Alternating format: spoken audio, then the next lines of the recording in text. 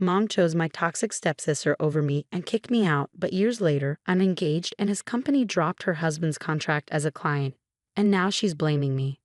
I'm a 26-year-old woman engaged to my fiancé, Jeff, who's also 26.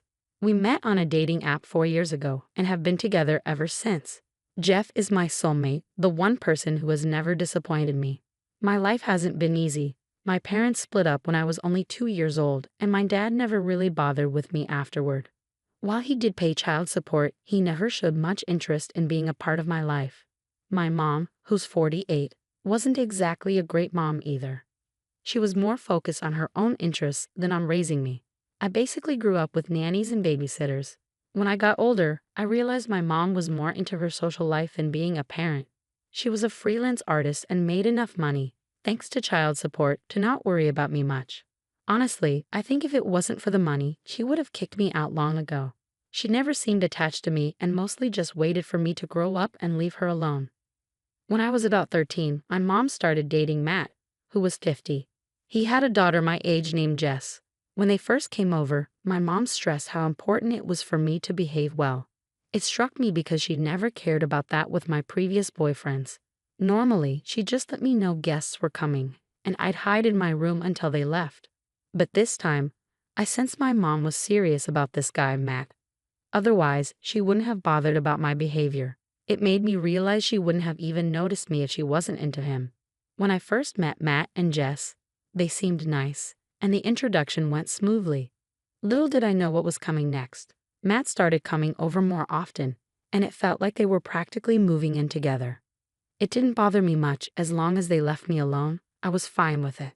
They became a regular presence, with Jess visiting occasionally as she split her time between her mom's and our place.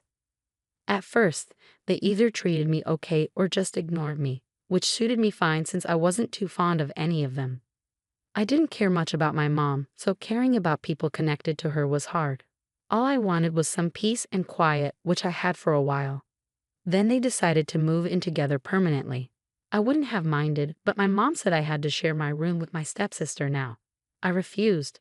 That room was mine, always had been, and it was the only place I felt at peace. In that house, I had my own little corner, and I wasn't about to give up my freedom by sharing my room with someone I barely knew. When I told my mom I wasn't going to share, we had a huge argument. She threatened to kick me out if I didn't obey. I was only 14, but I knew my rights. I felt like I had to stand my ground because my mom wasn't exactly trustworthy. Plus, it just made sense. I knew she couldn't kick me out until I was an adult without getting in trouble. So I called her bluff and told her she couldn't do it. She was frustrated but had to give in and let me keep my room. Instead, she decided to transform the basement into Jess's room. It wasn't as nice as mine, but my mom worked hard to make it comfortable. When she was finished, it looked just as good as any other room in the house. So I didn't see why it was such a big deal. But that's when Jess started disliking me, and I think it had something to do with my mom announcing to everyone during the house tour that Jess had to live in the basement because I wasn't willing to share my room. I couldn't understand why she'd make such a public announcement. I still can't figure out why she did it. Maybe she wanted to make me feel guilty by announcing it in front of Jess. But it just made me uncomfortable.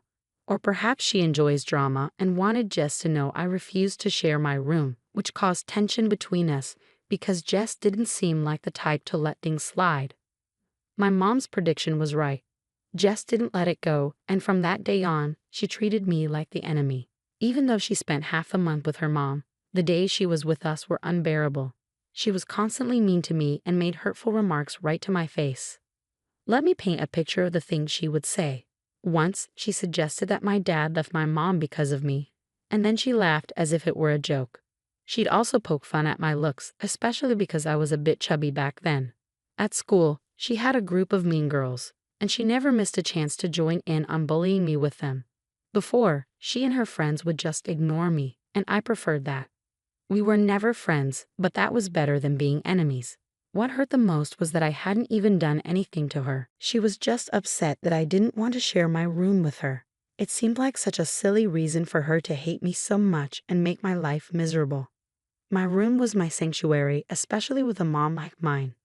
Who could blame me for wanting my own space? Besides, if any of them had bothered to get to know me, I might have considered sharing, but she was a stranger, and I wasn't comfortable sacrificing my privacy for her. I never complained to my mom or Matt because they knew and didn't care. They'd turn a blind eye to my struggles because I wasn't important to them. So I had to endure it and let her walk all over me. I try to stand up for myself sometimes, but it only made things worse. Our parents would intervene, and I'd end up getting grounded because, well, they favored her. She'd cry a bit and get away with it, but I couldn't fake tears like her, and I wasn't that manipulative. So I'd be the one punished while she got off easy, and I had to deal with it. Growing up there was awful, and I despised my life. When I was finally kicked out around my 18th birthday, I felt more relieved than anything else. I had endured my family's chaos for years, and it only got worse over time. Jess remained a nightmare to deal with, and our parents blindly supported her, no matter what. Over 4 years, she turned our entire high school year against me, and I was left with only a few friends who still talked to me. Everyone else despised me just because she did, and that was reason enough. It took a toll on my mental health, and I struggled in every aspect. I gained a lot of weight from binge eating, which worsened my appearance. I was overweight, battling acne, and my hair was a mess. On top of that, my grades were suffering, so not only did I look bad, but I also seemed unintelligent to everyone else. I had nothing going for me and hit rock bottom. Home life wasn't any better with Jess and my parents. My mom became increasingly unbearable, constantly comparing me to Jess, despite knowing she made my life worse. Things were bad before my mom married Matt and they moved in together, but they weren't this bad. It was disheartening that my mother didn't care about me before, but after she married Matt, things went from bad to worse. She went from being indifferent to actively making me feel terrible about myself. It felt like I was living with mean girls at home too. It was clear to me that Jess was the daughter my mother truly wanted, and I was just dealt the wrong cards. Both of them wished I'd disappear, and honestly, I wanted the same thing. My mother and Jess despised me, and Matt didn't care. With no other family besides my mother and no contact with my grandparents, I had nowhere to turn. I didn't feel right asking friends for help, so I toughed it out at home to at least have a roof over my head and food until I turned 18. But then, a couple of weeks before my birthday, something happened, and I was kicked out that same day. It was a weekend etched in my memory like it happened yesterday, one of the most traumatic and stressful days of my life. We had recently graduated, and Jess had started hanging out with a new, older crowd. She befriended someone whose brother, in his last year of college, became her boyfriend.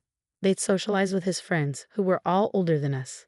I was aware of their activities but didn't dare tell my parents, fearing it would backfire. So I kept quiet about Jess drinking and likely smoking weed.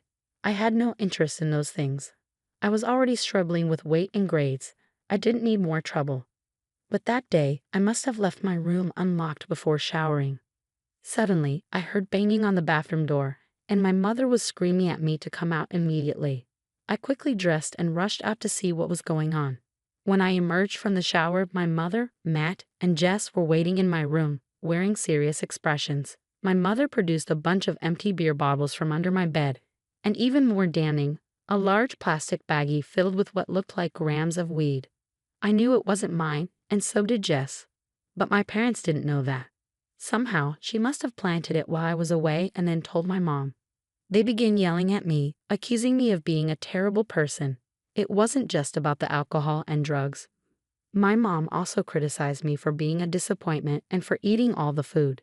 She called me a waste, convinced I'd never amount to anything and would just keep living with them, wasting their money. I repeatedly tried to explain that none of it was mine, and I didn't know how it ended up in my room, but she wouldn't believe me. She got furious when I suggested Jess might have planted it to frame me. She yelled that I was always jealous of her and would never be as good at anything, which is why I was trying to shift the blame. I was in tears, but she didn't seem to care and kept yelling. Eventually, she stopped and told me I had to leave. I was baffled and asked her where I was supposed to go. She said she didn't care as long as I left because she was fed up with me. When I insisted I wasn't leaving, she threatened to call the cops and warned that at almost 18, they'd take drug charges seriously. She didn't want an addict in her house draining her resources. She said I had to fend for myself now because she was done pretending to be a happy family with someone who didn't deserve it. I begged her not to kick me out, knowing I had nowhere else to go and no money of my own. But she remained unmoved. She gave me until the end of the day to leave, or she called the police herself.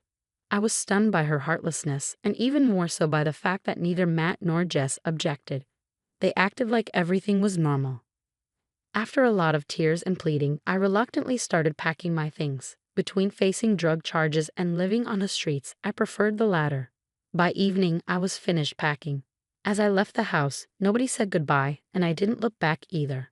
I spent a couple of hours at the park, but it got too cold, so I decided to go to a friend's place for the night, hoping they'd let me stay.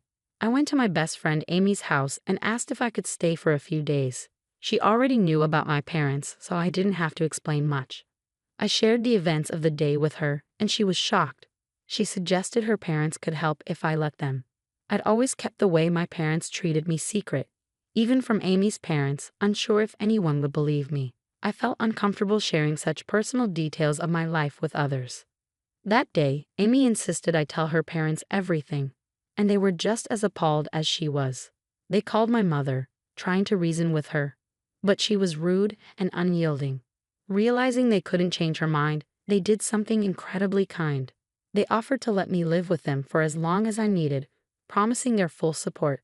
They were well off, so money wasn't an issue, and Amy was willing to share her room with me because she cared about me.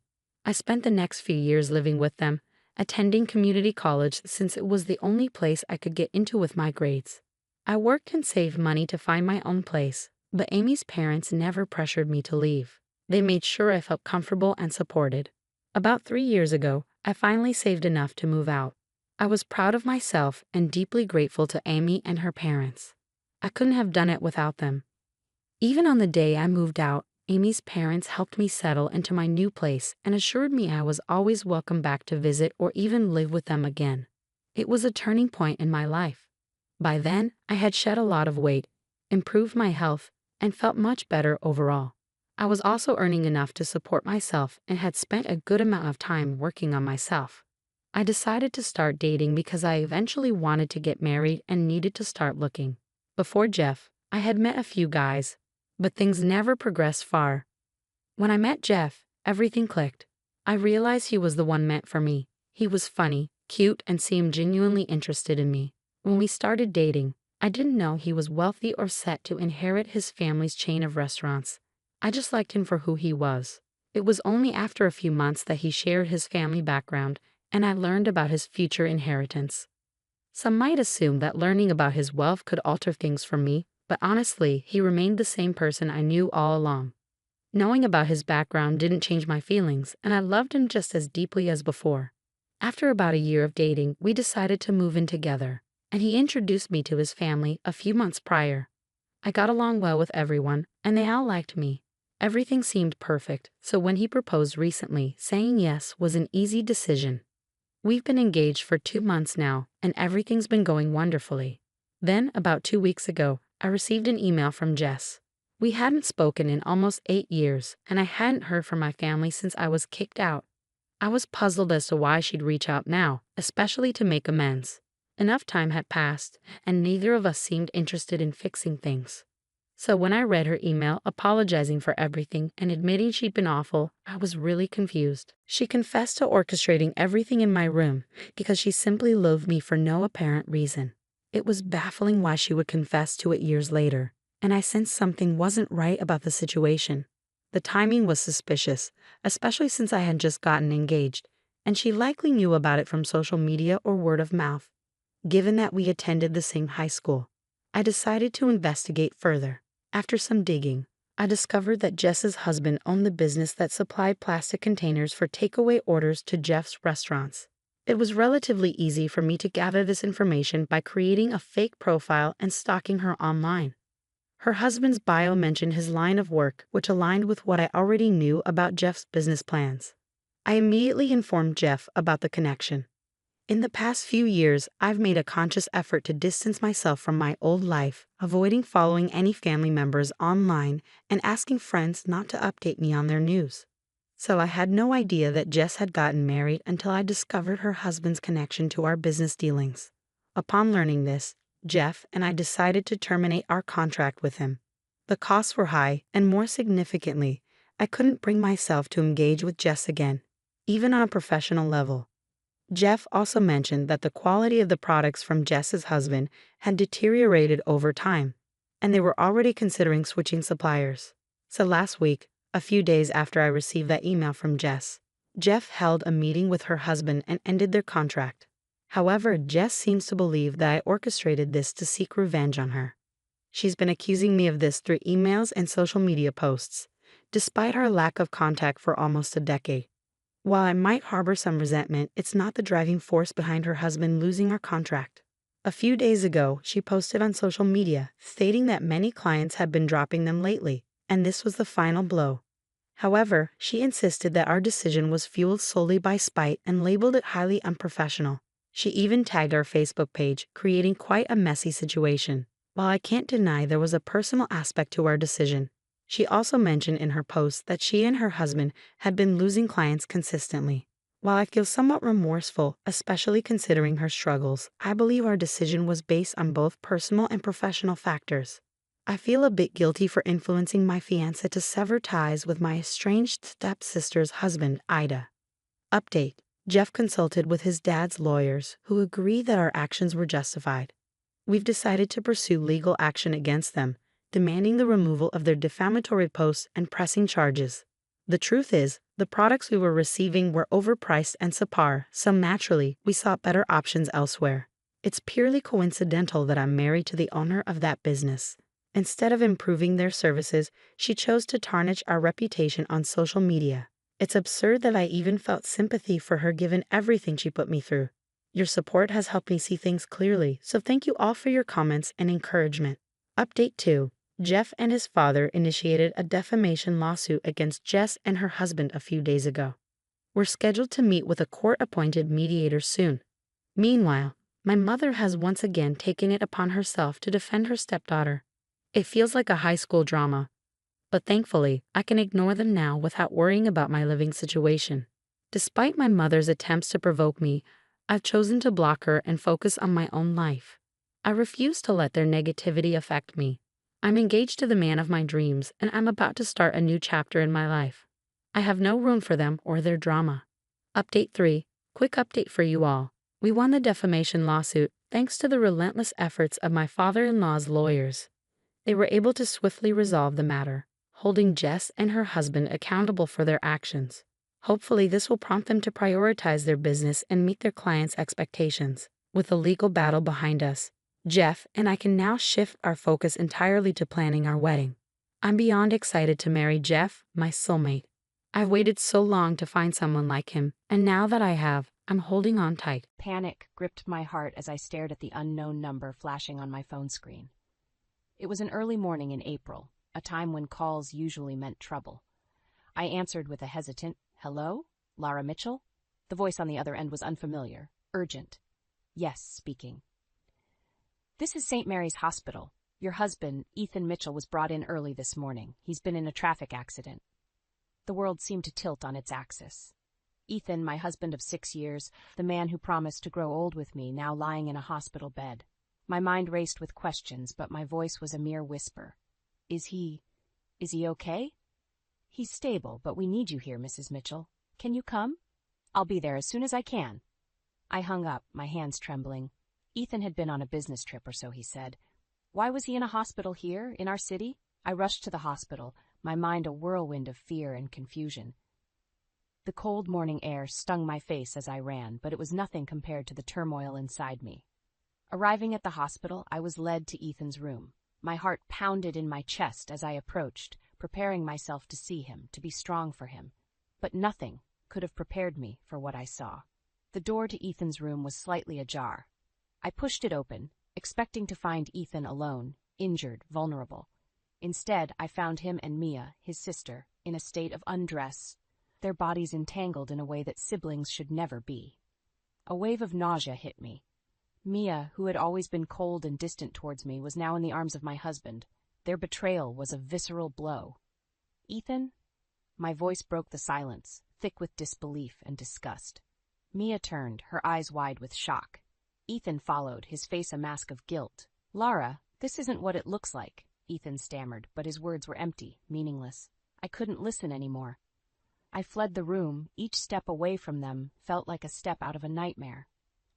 But this was no dream. It was a harsh, cruel reality. In the empty corridor, my thoughts raced. Ethan and Mia together?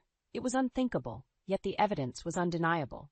My marriage, my trust, my entire world had been shattered in an instant. And as the initial shock subsided, a fiery anger took its place. They had betrayed me, humiliated me, but I wouldn't let them get away with it. I would make them pay for their deceit. With a newfound resolve, I walked away from the room, away from the life I thought I knew. I was no longer the naive, trusting wife. I was a woman scorned, and I would have my revenge. The evening sun cast long shadows across my living room, but the darkness creeping into my heart was far deeper. Alone, with my thoughts spiraling, I reflected on the past, trying to understand how my life had come to this. Ethan and I met at a mutual friend's party, a chance encounter that blossomed into love. He was charming, attentive, and I thought honest. Our wedding was a dream, filled with promises of a future together. But Mia, she was always a thorn in our relationship. Ethan's older sister by 3 years, she wielded a peculiar hold over him, one that I never quite understood. Her disdain for me was evident from the start. At our wedding, her forced smile didn't reach her eyes, which were cold, calculating. "I'll always be his first love, you know," Mia once whispered to me, a statement that I had dismissed as sibling affection. How wrong I was. As I sat there lost in thought, my phone buzzed. It was Ethan. I answered, my voice cold, distant. "Lara, please let me explain," Ethan pleaded. "Explain? How do you explain betrayal, Ethan, with your own sister?" The words tasted bitter in my mouth. "It's not what you think, Lara. It's complicated." "Complicated? You're right. Betraying your wife with your sister is complicated, disgusting even." Ethan was silent for a moment. "Mia and I, we've always been close. Too close, maybe. But I love you, Lara." "Love? Your love is a lie, Ethan. You've made a mockery of our vows." I could hear the desperation in his voice. "Lara, please. We can fix this. There's nothing left to fix. You've broken everything." With that, I hung up. Tears threatened to fall, but I willed them away. I wouldn't cry for Ethan, not anymore. He didn't deserve my tears. I thought about our life together, the lies woven into the fabric of our marriage. The late nights Ethan claimed were for work, the secretive phone calls, the sudden trips. It all made sense now. Mia's provocations, her sly comments, her outright hostility, it wasn't just jealousy, it was guilt, masked as hatred. And I had been too blind to see it. But no more. I would not be the victim in this sordid tale. They would pay for their betrayal. I would see to that. The night grew darker, mirroring the resolve settling in my heart. Ethan and Mia had wronged me, but they wouldn't have the last laugh. I would have my revenge, and it would be as cold and merciless as their betrayal. The next morning, the world outside was oblivious to the storm raging in my heart. I decided to step out for some air, to clear my head, but fate had other plans. Walking through the park, lost in thought, I bumped into someone. It was Paul, Mia's husband. Our encounters were always brief, limited to polite exchanges at family gatherings. "Lara, right?" Paul's voice was warm, a stark contrast to the chill in my heart. "Yes, hi, Paul. Fancy meeting you here," I replied, forcing a smile. He noticed my discomfort. "Everything okay? You seem preoccupied." I hesitated, but decided against sharing my turmoil. "Just one of those days, you know?" Paul nodded understandingly. "I get it, if you ever need to talk." His offer was kind, but the irony wasn't lost on me. Here was Mia's husband, offering a shoulder to the wife she had betrayed. We parted ways soon after, a brief encounter that should have been insignificant. Yet, it was anything but. That evening, my phone rang. It was Mia. Her voice was a venomous hiss. "So, you're sinking your claws into my husband now? You're despicable, Lara." I was taken aback. "What are you talking about, Mia?" "Don't play dumb. Paul told me he saw you today, plotting to steal him too, huh?" Her accusations were ludicrous. "Mia, you're delusional. It was a chance meeting, nothing more." "Chance meeting? Right? Just like how you chanced upon Ethan?" Her words stung, but I kept my composure. "Mia, your paranoia is showing. Unlike some people, I respect the sanctity of marriage." There was a pause, then Mia spat. "You'll pay for this, Lara. Mark my words."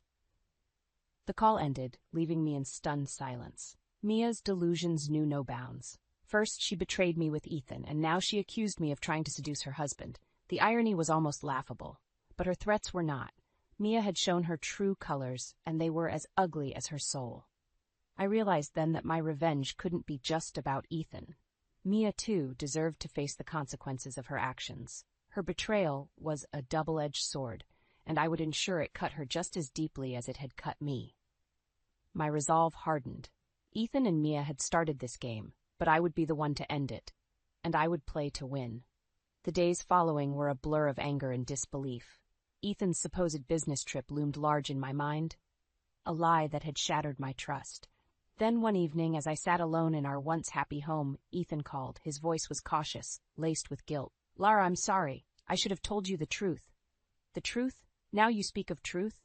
My voice was icy, sharp. I wasn't on a business trip. I was with Mia. The admission hit me like a physical blow. "With Mia? You lied to me, Ethan. You lied and betrayed me in the worst way possible." Ethan sighed, a sound of defeat. "I know, and I'll regret it for the rest of my life, but I need you to understand. It's not what you think. Not what I think. You and Mia together while you told me lies? What else is there to think, Ethan?" "Lara, please, let me explain. It's complicated." "Complicated? That's your excuse? Your betrayal is simple and clear. You chose Mia over your wife. There's nothing complicated about that." Ethan was silent for a moment. Then softly he said, "I'm so sorry, Lara. I never meant to hurt you. Sorry doesn't undo what you've done. It doesn't erase the betrayal, the lies. I know, and I'll do whatever it takes to make this right. Make this right. There's no making this right, Ethan. You've broken everything." I hung up, my heart pounding with rage and sorrow. Ethan's confession was a cold reminder of the deceit that had been my marriage. The next day, I received a call from Mia. Her voice was smug, triumphant. "I heard you talk to Ethan. Finally accepted the truth?" "Accepted the truth? Mia, you and Ethan have destroyed any truth that existed between us." "Oh, poor Lara, always playing the victim. You know, Ethan always belonged to me. You were just a temporary distraction." Her words were like venom. "Temporary distraction? I was his wife, Mia. What you did, it's unforgivable." Mia laughed, a cold, heartless sound. "Unforgivable? Please, we're in love. That's all that matters." "Love, what you and Ethan have is not love. It's a sick, twisted betrayal. Call it what you want, but Ethan is mine now. You should just move on, Lara."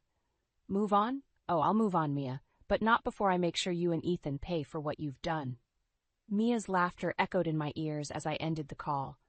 They thought they had won, that they could just walk away from the wreckage they had caused. But they were wrong. I would have my revenge. Ethan and Mia would rue the day they decided to betray me. The game had just begun, and I was more determined than ever to emerge victorious. The revelation of Ethan and Mia's affair was like a wound that wouldn't heal. But wounds turn into scars, and scars are a testament to survival. I was ready to confront them, to face the truth head-on. I arranged to meet Ethan at a quiet cafe, a neutral ground for the storm that was brewing. He arrived looking weary, the weight of his guilt etched on his face. "Lara, thank you for meeting me," Ethan began, his voice tinged with a hope I didn't share. "Save it here for pleasantries. I want answers." Ethan nodded, resigned. "I owe you that much. Ask anything." "Why? Why her? Why Mia?"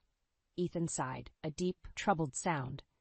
"It's complicated. Mia and we've always had this connection. It's hard to explain." "Try me," I challenged, my voice laced with bitterness. "It started when we were kids. It was innocent at first. But as we grew older, it changed. We knew it was wrong, but we couldn't help it. And you thought you could just keep this a secret? Marry me and pretend everything was normal?"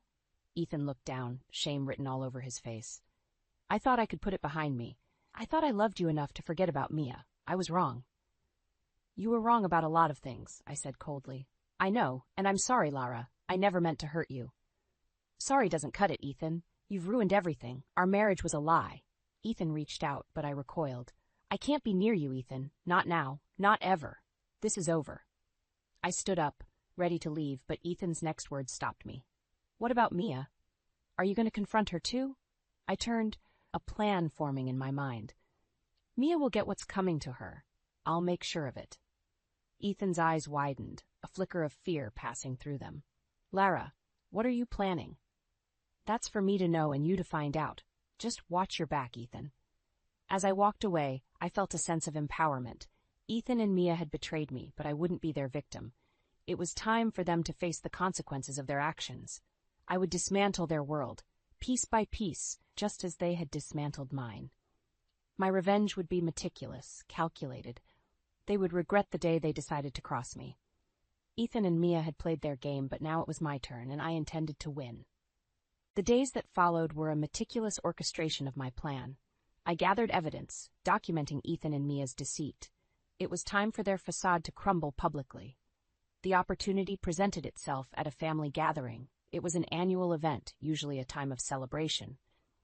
But this year, it was the stage for their unmasking. The room was filled with relatives, unaware of the drama about to unfold. Ethan and Mia were there, playing their roles of the doting brother and sister-in-law. Their pretense sickened me. As dinner progressed, I found my moment. I stood, glass in hand, drawing the room's attention. "I'd like to propose a toast," I announced, my voice steady. Eyes turned to me, including Ethan's and Mia's. There was curiosity, expectation. I met Ethan's gaze, saw the flicker of fear in his eyes. "Good. To family," I began, "a bond that should be treasured, not betrayed." Murmurs of agreement filled the room. I continued, "But sadly, not everyone here shares that sentiment." The room quieted, sensing the shift in tone. Ethan's face had drained of color. Mia's eyes were wide, panicked. "I recently discovered a betrayal," I said, my voice rising. "A betrayal by two people in this room." Whispers erupted. I held up my phone, displaying the evidence I had collected: messages, photos, undeniable proof. "Ethan and Mia have been having an affair that shattered a marriage and mocked the sanctity of family." The room erupted in shock and disbelief. Ethan and Mia tried to protest, but their words were drowned out by the uproar. Their mother, standing in stunned silence, finally spoke. "Is this true?" Ethan lowered his head, unable to meet her gaze. Mia, defiant even now, said nothing. "You've disgraced this family," their mother said, her voice trembling with anger. "You've disgraced yourselves." The rest of the evening was chaos. Relatives confronted Ethan and Mia, their outrage palpable. I watched, a bittersweet satisfaction settling in me. They were finally seeing Ethan and Mia for who they truly were. As the party disbanded, the weight of what I had done began to sink in. I had exposed them, yes, but at what cost? The family was in turmoil. The once happy gathering turned into a scene of betrayal and shame. But as I left, I knew one thing for certain. Ethan and Mia would no longer bask in the comfort of their lies. They were now outcasts, their deceit laid bare for all to see. My revenge was far from over, but this was a start to reclaiming my life and my dignity. In the aftermath of the public revelation, I watched as Ethan and Mia's world unraveled. Their betrayal was no longer a private agony, but a public spectacle. It was time for legal retribution. I met with a lawyer, a woman known for her ruthlessness in the courtroom. As I explained my situation, her eyes sharpened, a predator sensing the vulnerability of its prey. "We'll go for a full divorce settlement," she said, her voice confident, "and considering the circumstances, a substantial compensation for emotional distress." "And Mia?" I asked, my voice steady. "We'll file a civil lawsuit against her for alienation of affection. It's a strong case, especially with the evidence you've gathered." I nodded, a sense of vindication filling me. Ethan and Mia would pay, not just socially, but financially. The legal proceedings were a whirlwind. Ethan was cooperative, beaten down by guilt and public shame. He agreed to the divorce and the financial settlements without contest. But Mia was another story. In court, she was defiant, refusing to acknowledge her role in the destruction of my marriage, but the evidence was overwhelming and the judgment was swift. Mia was ordered to pay a significant sum for her part in the affair. The courtroom was a cold place, filled with legal jargon and the sterile scent of justice. But as the gavel slammed down, declaring the verdict, a wave of relief washed over me. It was over, at least legally. But the real victory came later. Mia's life unraveled rapidly. Her marriage to Paul ended in a bitter divorce, and her reputation was left in tatters. The financial strain of the lawsuit and divorce settlements left her struggling, a shadow of the arrogant woman she once was. Ethan, too, faced his consequences. The divorce took a toll on him, both emotionally and financially. He reached out to me once, a feeble attempt at reconciliation, but I shut him down. There was no going back, not after everything that had happened. As I rebuilt my life, I realized that my revenge had come at a cost. I had won, but the victory was bittersweet. Ethan and Mia were paying for their betrayal, but the family was fractured, the joy of our gatherings a thing of the past. But amidst the ruins, I found a sense of peace. I had stood up for myself, fought back against those who wronged me. My heart was healing, slowly but surely. Ethan and Mia had taken so much from me, but they couldn't take my spirit. I was moving forward, stronger and more resilient than before. Their betrayal was a part of my past, but it would not define my future. The legal battles were over, and the dust of my shattered life had begun to settle. I found myself in a new apartment, smaller but cozier, filled with a sense of my own identity. It was a fresh start, a place untainted by the memories of Ethan and Mia. One evening, as I sat on my balcony overlooking the city lights, my phone buzzed. It was a message from Ethan's mother, a woman I had always respected and who had shown me nothing but kindness throughout the ordeal. "Lara, can we meet for coffee? I need to talk to you." I agreed, curious and a little apprehensive. We met at a quiet cafe, the same place where I had confronted Ethan months ago. She looked older, the strain of her children's actions etched on her face. "Lara, I wanted to apologize," she began, her voice tinged with sadness, "for Ethan, for Mia, for everything." "There's nothing for you to apologize for," I replied gently. "You weren't the one who betrayed me." "I know, but I feel responsible. They're my children after all, and I've lost them both." Her pain was evident, and it mirrored my own. They made their choices, and they're facing the consequences. She nodded, tears brimming in her eyes. "I just wish things could have been different." "We all do," I said, feeling a wave of empathy for her. "But we have to play the cards we're dealt." We talked for a while, sharing our grief and our hopes for the future. When we parted, there was a sense of closure, of mutual understanding and respect. As I walked back to my apartment, I felt lighter, as if a weight had been lifted from my shoulders. The chapter of Ethan and Mia was closed, but my story was still being written. I realized that my journey of revenge, though justified, had left scars. But those scars were a testament to my strength, my resilience. They were a part of me, but they did not define me. I began to focus on my career, throwing myself into new projects with a renewed vigor. I reconnected with old friends and made new ones. Life was moving on, and so was I. One day I received a letter from Ethan. He wrote of his regret, his sorrow, and his newfound understanding of the pain he had caused. He wished me happiness, a sentiment that once would have fueled my anger, but now it only brought a sense of pity. I didn't respond. Ethan was a part of my past, a chapter that had ended. I was looking forward, not back. I had learned so much about myself, about my strength and my capacity for forgiveness. I had been betrayed, yes, but I had also grown. I was no longer the naive, trusting woman I once was. I was wiser, tougher, and more independent. As I looked out over the city, a sense of peace settled over me. I had faced the worst kind of betrayal and come out stronger. My future was unwritten, a blank canvas waiting for new experiences, new joys, and new challenges. Ethan and Mia had tried to break me, but they had failed. I was still standing, still fighting, still living, and that was the greatest revenge of all.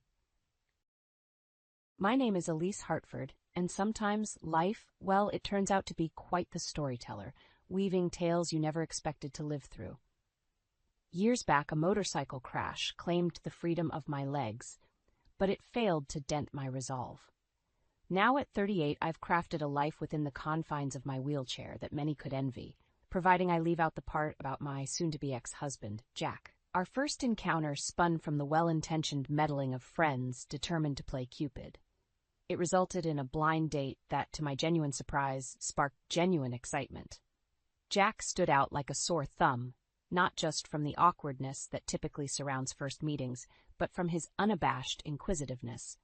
While others tiptoed around the obvious, Jack cannonballed right in with a barrage of questions about my day-to-day life. His bluntness, masked as genuine concern, was a refreshing break from the usual tiptoeing tactfulness I encountered daily. Questions ranged from how I managed my meals to how I navigated a shower. Each inquiry drew us closer, a couple of like-minded souls, or so I thought. Rare as it felt, I imagined Jack's interest in me, wheelchair and all, wasn't just a fluke but something profound. We teetered along the path of dating, me losing myself in his presence. Each date wrote a new chapter until one day, hardly 6 months into knowing each other, He knelt, ring in hand, offering me a forever. My heart swelled, daring to embrace the joy I thought life had selfishly steered away from me. The dream, the promise of a life shared, began to unravel almost immediately after tying the knot. Eager to shape our joined lives, we picked my cozy, wheelchair-friendly rental as our home. It was pricey, but designed to accommodate my needs seamlessly, a critical factor that won me over. Somehow, the space that once seemed so mine distorted into a cold showcase as Jack occupied it, his chores neglected, his interest in my welfare dwindling as days passed. Help, when asked, was always met with a tired, maybe later. The real responsibilities of a marriage, the shared efforts required, seemed lost on him. And before long, the harsh truth stared me right in the face. Jack's commitment was a mirage, sprinkled with all smiles and not much else. Companionship faded, replaced with resentment and, even worse, doubt. His lack of employment and newfound nightlife were less shocking than the gut-wrenching realization that I might have been nothing more than a convenience in his life. An independent woman able to cater to herself, and unfortunately, now, to him as well. Seeking help, I turned to Jack's mother, hoping for some insight, maybe some solidarity. Our conversations, though, always veered back to excusing her son's behavior. My longing for family pushed me into a corner of self-reliance and isolation. I was surviving, not living. And then Jack, the man I had graciously invited into my independent world, dropped the bombshell.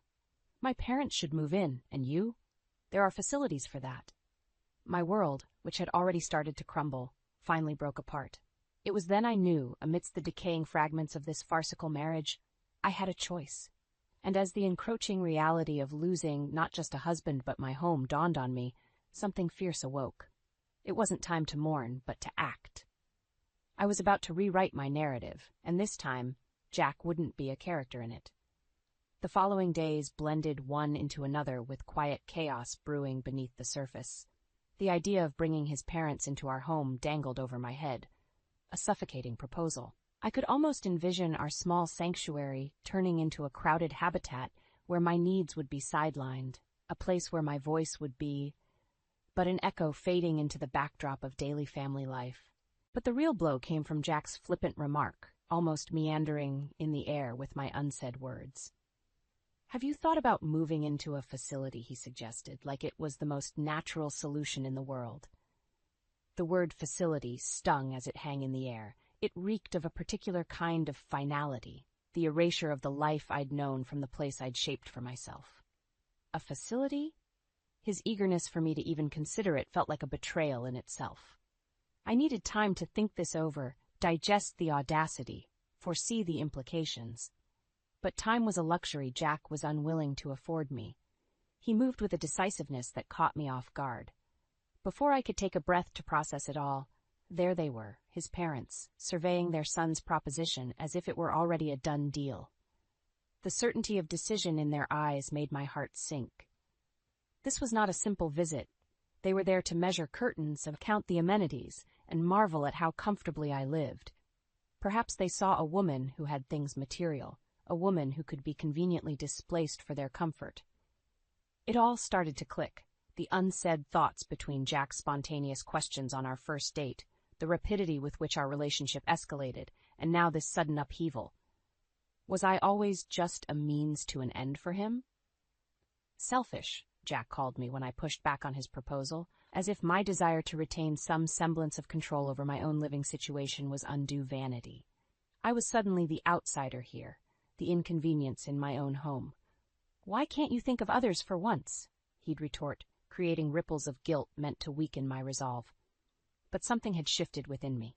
The word facility had triggered an awakening, a fierce refusal to be shunted aside. It was the spark that reignited my smothered self-respect. That night, lying awake in a bed too big for the shrinking space between us, my mind raced through the years of independence before Jack and the true loneliness that now enveloped me. Empowered with clarity, I began to formulate my escape. The first light of morning brought a new Elise, one who was ready to reclaim her life. A phone call to a knowledgeable real estate agent set the wheels in motion. I looked around what was once a comforting haven and declared an internal farewell. It was clearer than ever. The supposed big deal of moving into a facility was the underpinning of my rebellion. It was the catalyst, a declaration that I would no longer be the backdrop to someone else's convenience. I would not silently slip away into the obscurities of care homes and faded memories. True, I was scared of the loneliness that might ensue, but my spirit, it seemed, would settle for nothing less than the unapologetic pursuit of respect. Jack's careless, visible threads were being pulled, and I was the one unraveling the whole charade. The intervention was swift and necessary, like the quick pull of a bandage. My heart had carried a hope that Jack's stark suggestion was just a misstep, a blunder born out of a misplaced understanding of what constitutes family and support. But as I watched his parents leave with easy grins and Jack's triumphant look, I knew the truth was much bleaker.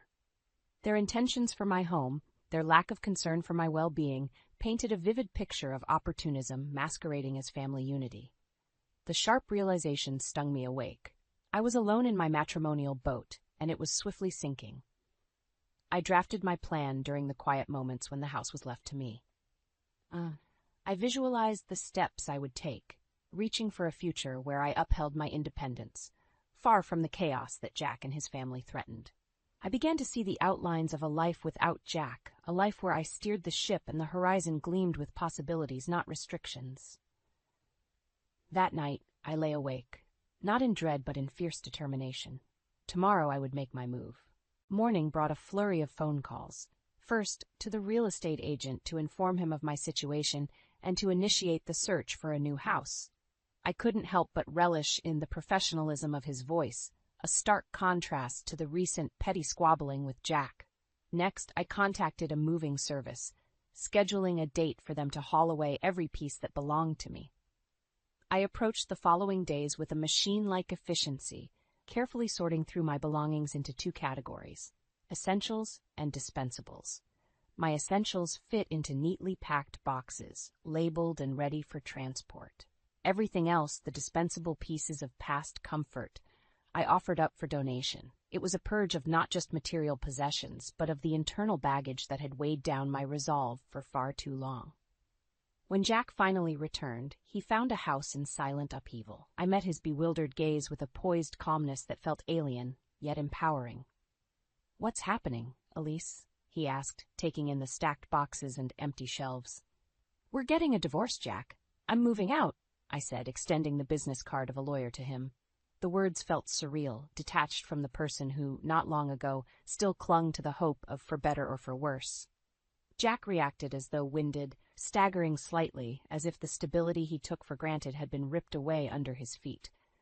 There was pleading in his eyes, the recognition of his missteps spurring him to salvage what he could. But I no longer saw my husband in him. I saw the architect of my disillusionment. "Elise, you need me. Think this through." "Where will you go?" he blurred, his concern tinged with self-interest. I squared my shoulders, my resolve hardening. "I've thought it through, Jack, perhaps more thoroughly than you ever have. As for where I'm going, that's no longer your concern."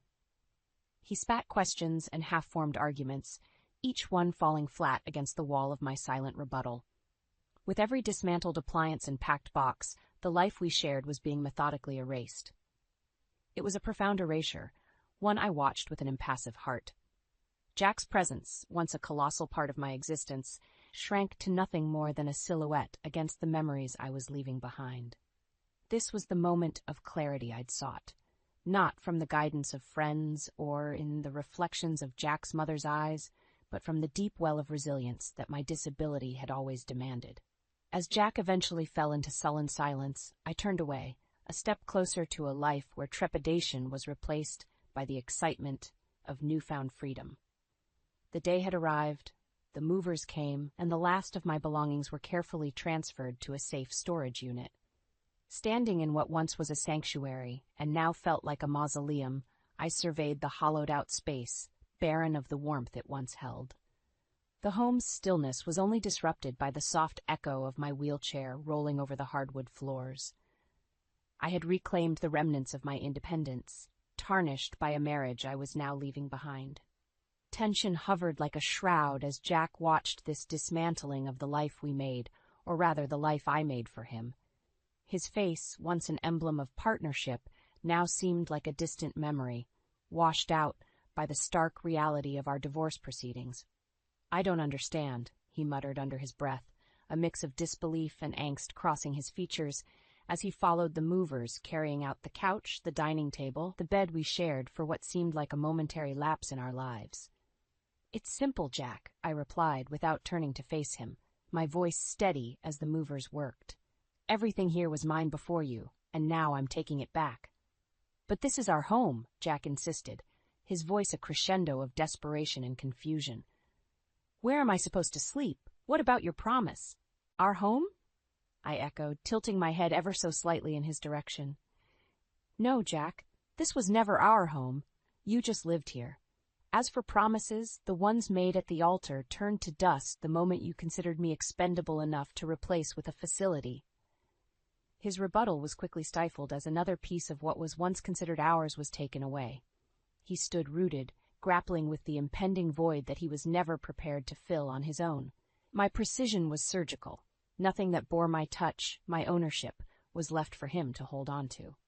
As Jack scrambled to salvage a semblance of normalcy from the ruins, I already navigated the contours of my new beginning. After the final box had been loaded and the movers' footsteps had faded away, only the two of us remained. Jack's complaints had quieted down to murmurs, his former resolve crumbling as he walked through the open space, reckoning with the reality before him. The house, once vibrant with my laughter and my efforts, stood there naked, stripped bare, echoing back nothing but his own confounded sorrow. "I'll sleep on the floor if I have to," he declared, though more to himself than to me, his voice hollow. "You do what you must, Jack," I replied, meeting his gaze for perhaps the last time. "I'll do the same," with a greater commitment than I'd felt in a long time, greater, perhaps, than on our wedding day. I turned my wheelchair towards the door. This exit was no retreat. It was a march towards self-restoration. The cold air outside welcomed me like an old friend as I rolled down the ramp from the porch, the ramp that was built for my benefit that also became my path to escape. I allowed myself one last glance back at that hollow building, the house drained of its soul, as I headed to the beginning of the rest of my life. As I hummed a tune of freedom and drove away, the sight of Jack standing in an empty frame, the embodiment of unraveled plans and misplaced expectations, faded into a memory. The marked end of an era and the final unraveling of Jack's entwined deceptions. The silence in the aftermath was as profound as the decision that steered me there. Freedom isn't just a state of being. It's a quiet revolution in moments of confronting one's own truths and decisions. As I settled into temporary accommodations, a compact yet undeniably mine-rented apartment, I savored solitude's sweet flavor. Jack and his parents were left to face the reality of a home that was no longer hospitable. All the plush comforts which I had accumulated over years of independent living and smart saving, now gone with me, were but lingering scents in the air. It didn't take long for Jack to reach out, a hint of desperation hidden behind a veneer of indignation in his voice over the phone. "Elise, what about the appliances, the TV, the fridge? You left me with nothing." I paused, the words tumbling in my mind before forming a response. "Jack, those were mine, bought with my money for my life. You were just sharing them with me. Now that we're done, I've taken them back. Simple." "But where does that leave me?" he demanded, his voice cracking as the facade began to crumble. "That's something you should have considered before making assumptions about my home, my generosity, and my willingness to be discarded," I replied evenly. Jack, this is the reckoning." He was silent for a moment, the weight of the situation undoubtedly resting heavily on his conscience, if he'd found it by then. "I can't live in an empty house. I can't afford to replace everything," he finally admitted. "I'm sure you'll manage," I said with finality.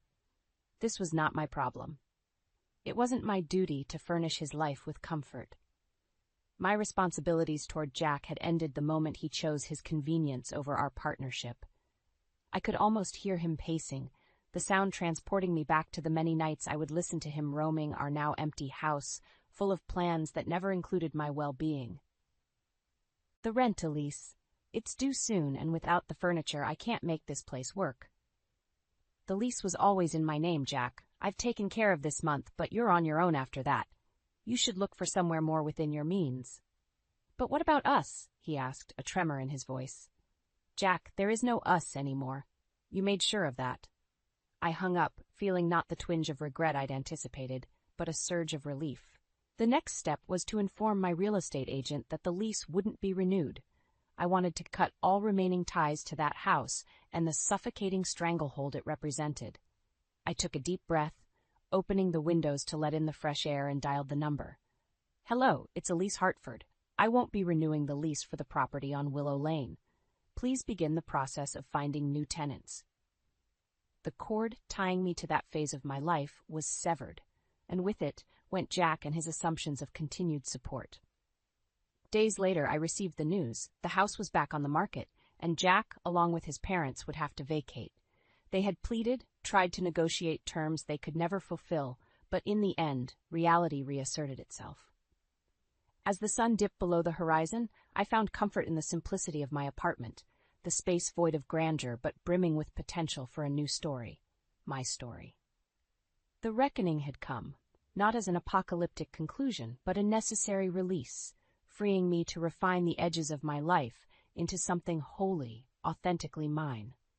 The transition was quieter than I had anticipated, etched more with a sense of normalcy than the emotional upheaval I had braced for. Within my new apartment, each morning delivered a promise, subtle and soft like the daylight that eased through my curtains. Jack's shadow had all but faded, and the echoes of his family's protests had long since dissolved into the backdrop of my past. It wasn't long before I heard of Jack's latest ploy, a final, feeble attempt at reconciliation. But unlike before, the news brought no churn of emotion, only a mild curiosity at what lengths desperation might drive him to next. True to form, he arrived at my doorstep, unannounced and unsettling in his disarray. His clothes spoke of his new hardship, a silent, self-inflicted penance. "Elise," he began, the familiar strain in his tone now underscored with a hint of humility. We've nowhere to go. The apartment, the lease, it's all ending. You can't leave us like this." "I already have, Jack." My response was measured, devoid of the anger and bitterness that once fueled our interactions. "Your parents, their welfare, that's on you now. That's your family, Jack, not mine." "But you have so much space here, just a corner, just enough to—" His voice trailed, a plea that dwindled into the growing distance between us. "Enough for what, Jack? To forget who left whom out to dry? To overlook the fact that in a choice between a partner and an easy life, you chose the latter?" I almost felt sorry for him, standing there, a makeshift echo of the man I'd married. But pity had no place in the life I was building, unencumbered and honest in its simplicity. I had chosen a path of self-respect which left no room for the ghosts of failures past to take residence again. Go back to them, Jack. They need you. They've always needed you more than me. With that, I closed the door, both figurative and literal, on a chapter that no longer served me.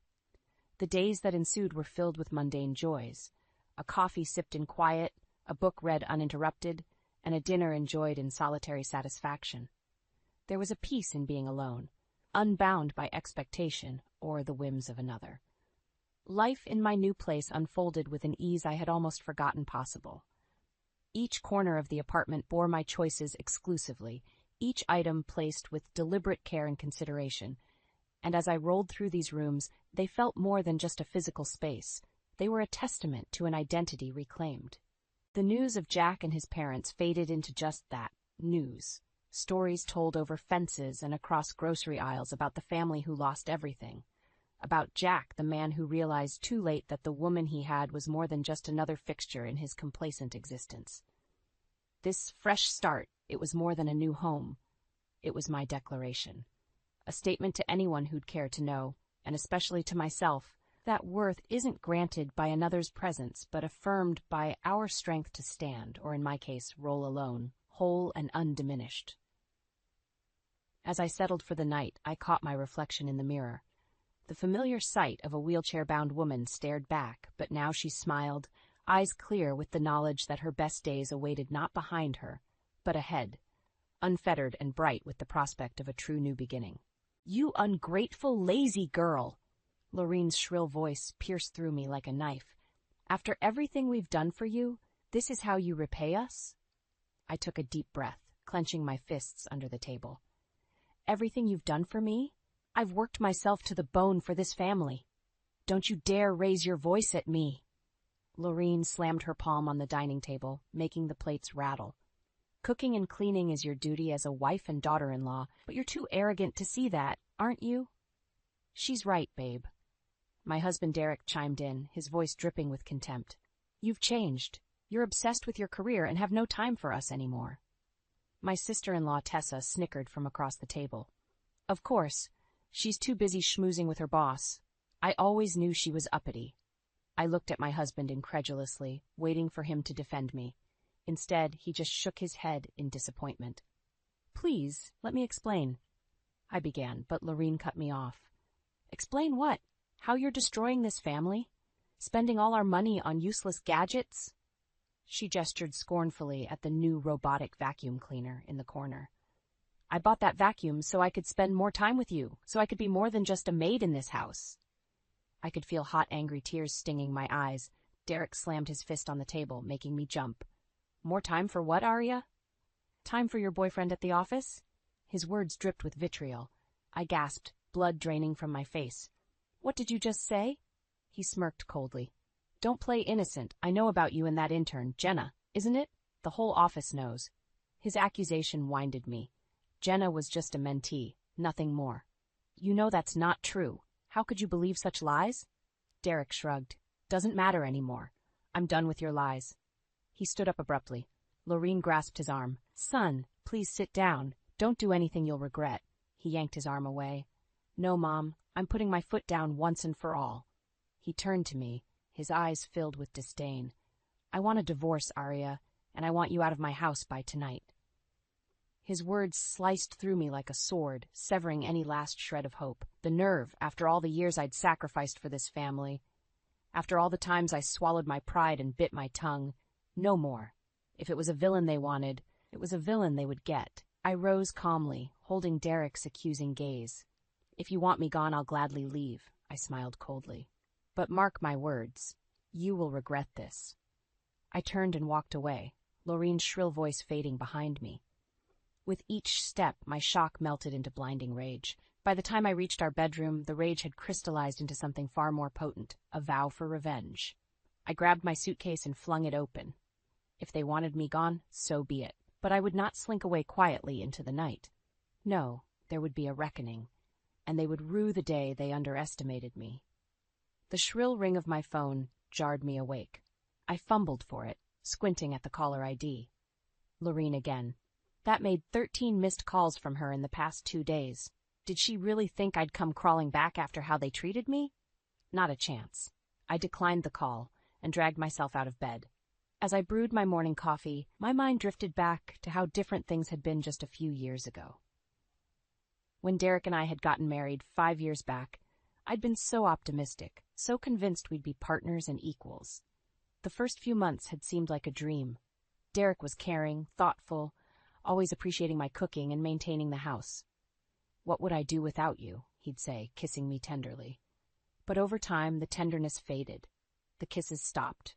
The appreciative words were replaced by nagging and criticism. The workload at home multiplied while my career stalled. I was no longer Derek's partner, but an indentured servant. My spark slowly dimmed under the crushing burden of thankless duties. I shook my head, dragging myself back to the present. Things were different now. I was free from that oppressive house and the toxic people in it. After Derek kicked me out, I'd stayed at a hotel for a few nights before finding this modest one-bedroom apartment downtown. The cheaper rent meant I could afford more amenities to make up for doing all the housework myself, like that new robotic vacuum cleaner. I smiled, remembering how furious Lorene had been when I bought it. How she'd scolded me for wasting her hard-earned money on useless gadgets instead of working harder. As if I was the one wasting money, not her spoiled son bleeding his father's business dry. Well, they wouldn't have me to kick around and blame anymore. From now on, I answered only to myself. My phone buzzed again. I ignored it, focusing on getting ready for work. One perk of the new apartment was its proximity to the office. The shorter commute meant I could work later, allowing me to take on more projects and clients. Over the past couple of weeks, I'd thrown myself into work with a new vigor. With my time and energy no longer monopolized by unappreciative family members, I could finally focus on advancing my career. My boss, Mr. Fields, had noticed my renewed dedication. "Keep up the good work, Arya," he'd said just yesterday. "I can see big things in your future here." The thought filled me with excitement. After years of stagnation, my career was finally taking off, and I was just getting started. Derek and his wretched family thought they could hold me back, keep me trapped as their personal servant. Well, they were wrong. All they'd done was unleash my potential. This was my chance at a fresh start, a new life of freedom, success, and respect, one where my value and contributions were recognized and rewarded. And if my so-called family wanted to stand in the way of my dreams, I'd mow them down without a second glance. The aromatic scent of Laureen's famous lasagna wafted from the kitchen. Under normal circumstances, it would have made my mouth water. But tonight I was far too tense to appreciate it. I took a deep breath as I arranged the new gadgets I'd purchased on the kitchen counter, an automatic soup maker, robotic floor cleaner, and advanced vegetable chopper. When Derek and his family saw these, there was sure to be backlash. But I refused to live like a slave any longer. These gadgets would reduce my workload and give me a semblance of freedom. I had to take a stand. "What is all this?" Derek's annoyed voice made me jump. I turned to see him scowling at the array of appliances. "Just some tools to help lighten my workload," I said evenly. His scowl deepened. "And whose permission did you get before wasting our money?" I bristled at his tone. "Our money? I was the one working long hours to earn it." But I swallowed the bitter retort on the tip of my tongue. "Derek, don't be rude now," Laureen chided as she glided into the kitchen, Tessa in tow. "Why don't you turn those gadgets on and show us how they work, dear?" Her smile was all sweetness, but it didn't reach her stony eyes. I resisted the urge to roll my eyes. Instead, I forced a smile and demonstrated each appliance. Derek's frown gradually shifted to a look of disgust. "You don't really need these contraptions, do you?" He gestured at the chopper churning away. "Is it so difficult to just cut the vegetables yourself?" "Of course not," I replied through gritted teeth. "I just thought they could help me be more efficient." Laureen let out an icy laugh. "More efficient? This is what we get for indulging her selfishness." She gave me a look dripping with contempt. "You're really turning into quite the pampered princess. What, am I not allowed to invest in things that can help me?" I could hear my voice rising, but no longer cared. "I'm tired of being treated like a slave in my own home. How dare you?" Derek slammed his fist on the counter, making the appliances rattle ominously. "We give you free food, shelter, everything. And this is how you repay us." "You call this repayment?" I swept my arm furiously around the spotless kitchen. "I earn my keep in this house every damn day." "Oh, please," Tessa snickered from the corner. "You barely lift a finger around here." As they continued hurling accusations, I felt something snap inside me, a tidal wave of anger and frustration I could no longer contain. "Enough!" The word exploded from me with such ferocity it silenced the room. 3 pairs of eyes stared at me in shock. "I'm done being your obedient little housemaid," I said, my voice trembling with rage. "If you want a slave, find someone else." Derek's face contorted with fury. "How dare you speak to us this way? Get out!" He grabbed my arm, pushing me toward the door. "If you won't fulfill your duties, you don't belong in this house." I shook loose of his grip, my eyes blistering with hatred. "I'll leave this prison gladly, but you will regret this." As I turned and walked out, I knew any shred of love or loyalty I'd felt toward them had burned away. From its ashes, a new, resolute purpose rose within me. It was time for this vile family to get the reckoning they deserved. The next morning I awoke to the buzzing of my phone. Bleary-eyed, I checked the screen, 17 missed calls from Derek. My finger hovered over the decline button, but instead I answered. "What?" I said sharply. "Oh, you're alive," Derek replied sarcastically. "I was starting to think you died in a ditch somewhere." I gritted my teeth. "What do you want, Derek?" "Come home now. We have a lot to discuss." His tone left no room for argument. "I have nothing to discuss with you," I said evenly. Derek scoffed. "Don't be stupid. You don't actually think you can survive out there alone, do you?" "Watch me," I retorted. Anger simmered inside me, but I kept my voice cool. I would not give him the satisfaction of hearing me upset. "Have you gone insane?" Derek exploded. "Get back here now before you destroy this family." His words fueled the flames inside me. "The only thing I'm destroying is your delusion of control over me." The line went silent. For a moment I thought he'd hung up. Then his voice came through, quiet and steely. "I'm sending Mom to go get you. For your own sake, you better be ready when she arrives." The call ended with an ominous click. I leaned back, exhaling slowly to calm my frantic heart.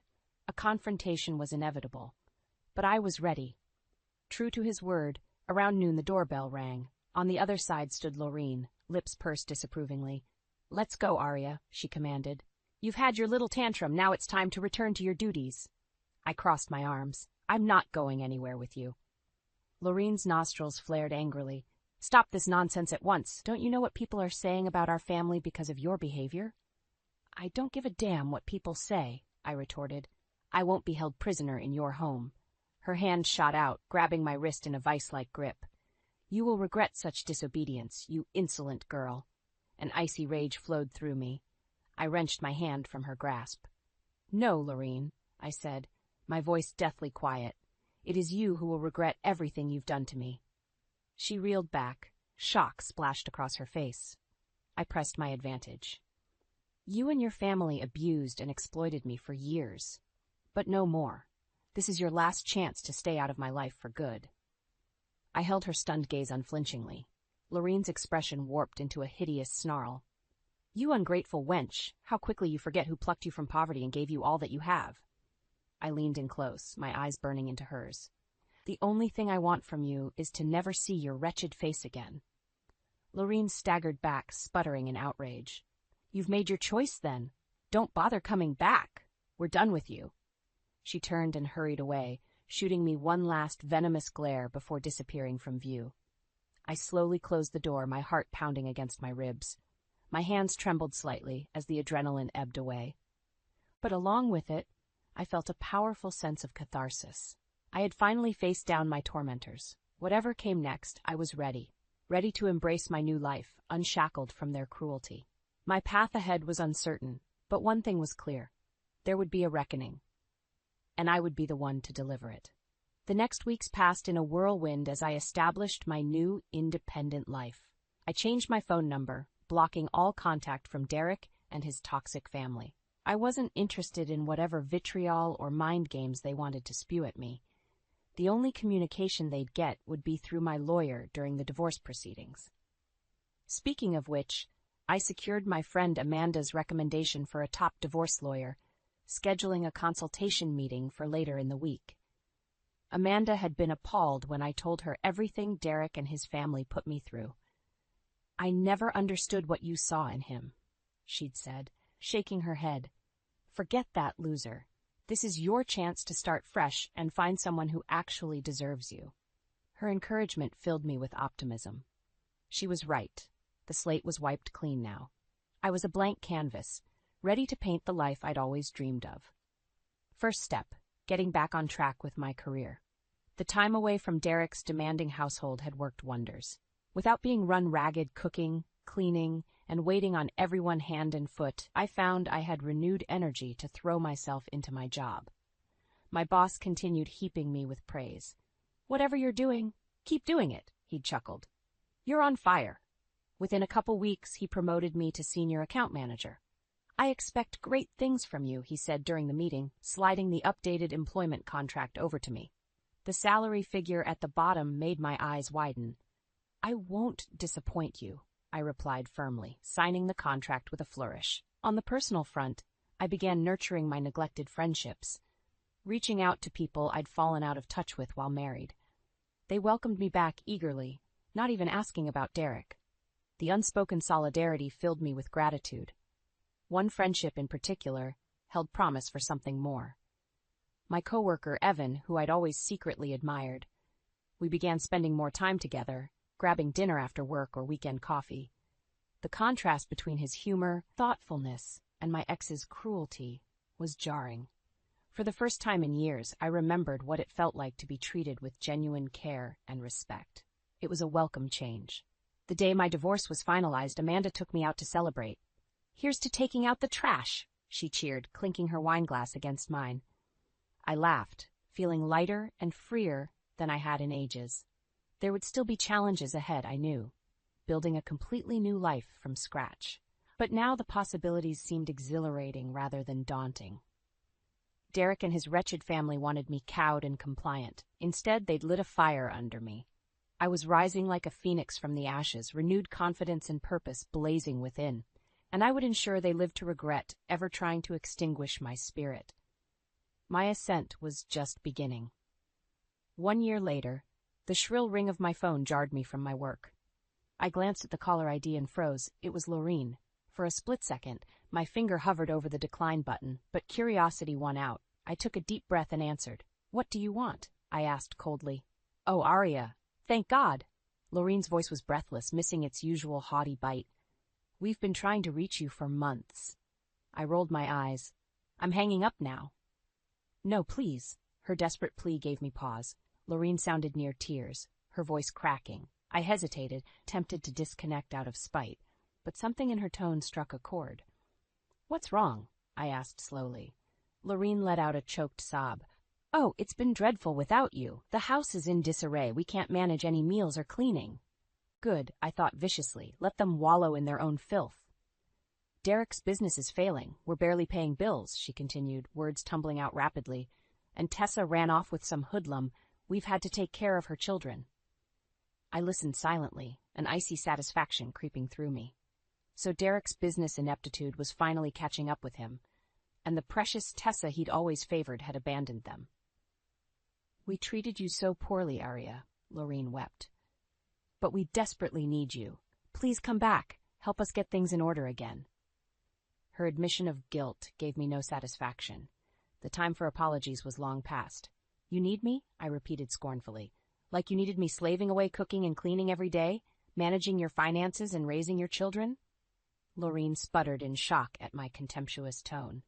"Arya, please, we admit we underestimated your worth. You did far worse than underestimate me." I could feel hot anger churning within. You tried your best to extinguish every spark inside me, but you failed. I took a deep breath, steadying my shaking voice. "The family I knew is gone now.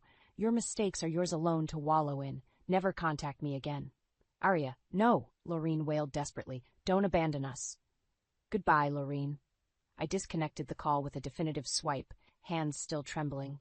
A riot of emotions roiled inside me, anger, disgust, and oddly, a shred of pity for the groveling woman she'd become. The proud matriarch reduced to a sobbing wreck. Well, I owed them nothing. They'd sown cruelty and reaped their ruin. My life now was everything they'd said I didn't deserve. Success, prosperity, independence. The best revenge was living well. And I was just getting started. Lorene's desperate call left me rattled. As much as I despised that family, hearing the distress in her voice had stirred up complex feelings I thought I'd buried long ago. Had I been too harsh in refusing her pleas for help? She had sounded utterly broken and hopeless. A far cry from the haughty matriarch who once lorded over me. No, I couldn't afford sympathy. Not after the years of cruelty I endured under her tyrannical rule. They deserved no shred of compassion from me now. Still, curiosity gnawed at me. What exactly had brought them to the brink of ruin? I needed answers to quiet the doubts needling me. Before I could overthink it, I dialed Lorene's number. She answered on the first ring. "Arya." Her tearful voice overflowed with relief. "You called back. Thank the heavens. We will never forget this mercy." I rolled my eyes. Even in desperation, she was melodramatic as ever. "I'm not calling to help you," I said bluntly. "I want the full truth of what's happened since I left." Lorene hesitated, then the words came pouring out. "Everything has fallen apart without you holding it all together. Derek's business failed. He made too many rash investments trying to expand. We had to sell assets just to settle debts and may still lose the house." I nodded, grim satisfaction settling over me. His hubris had finally caught up to him. "Tessa abandoned her children with us shortly after you left. All day we run around chasing after those boys. They're JPEG devils incarnate." Lorene sounded near tears again. "We have no time or energy for anything else." In spite of myself, I felt a pang of sympathy for Tessa's kids.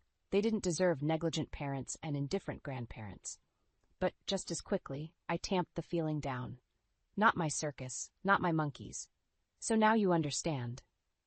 Lorene's voice trembled. We desperately need your organizational skills, Arya. Your practical mindset. My son has none of that.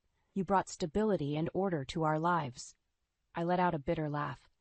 Your son had plenty of order, his obedient wife slaving to maintain the perfect household while he reaped the rewards. Venom seeped into my voice, all without a shred of gratitude. We know, Lorene cried. We were fools blinded by pride and tradition, but I beg you, don't leave us in this state over old grudges. Her words only stoked my anger. Old grudges?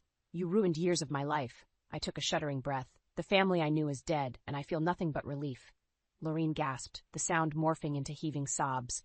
My hands were shaking again, but resolve hardened my voice. You will reap exactly what you sowed. Never contact me again. I ended the call decisively. The sound of Lorene's anguished crying echoed in my ears. I waited for guilt to assault me. But all I felt was a sweeping sense of finality. I had closed the door on that toxic chapter. My future lay ahead bright with promise and possibility. Theirs lay in ruins, a just punishment for their cruelty. I had broken free, and I would never look back. Another year flew by in a blur of career achievements and personal contentment. The baggage from my past felt light years away now. On my way to meet Evan for dinner, I passed a familiar street, the one where Derek's family had lived. On a whim, I drove down the tree-lined lane, curious to see their house. As the large colonial came into view, I slowed to a crawl. The once immaculate yard was overgrown with weeds. The windows were shuttered, a weathered for sale sign driven into the unkempt lawn. My heart lurched. So they had lost the house after all. For all the misery that dwelling contained, a lifetime of memories lived within its walls. Now it stood empty, like a hollowed-out husk. I sat for a moment, remembering what Lorene had told me of Derek's failing business and debts. They must have reached the point of no return, having to sell the family home to stay financially afloat. Part of me couldn't help feeling a twinge of sadness at the sight, but I quickly tamped it down. This was the price for their hubris and cruelty. I owed them no sympathy. Pulling away, I continued downtown. Turning onto the bustling main street, I spotted the familiar storefront of Derek's quaint cafe. At least some remnant of his business had survived, I thought. But as I drew closer, the truth became apparent. The windows were shuttered, the inside dark. A large for rent sign hung crookedly on the door. I pulled over, staring at the lifeless shell of what was once Derek's pride and joy. So his last struggling holdout had slipped through his fingers as well. For a long moment, I sat gazing at the darkened cafe, flooded with memories. How excited Derek had been on opening day, flush with big dreams for expansion. How I'd helped decorate, filled with optimism for his venture. Another twinge of sadness pierced me, quickly replaced by cold resignation. In the end, it was just desserts. Derek's soaring ambitions had crashed and burned along with his respect for me. He was now reaping what he sowed. I drove off, putting the painful past behind me again.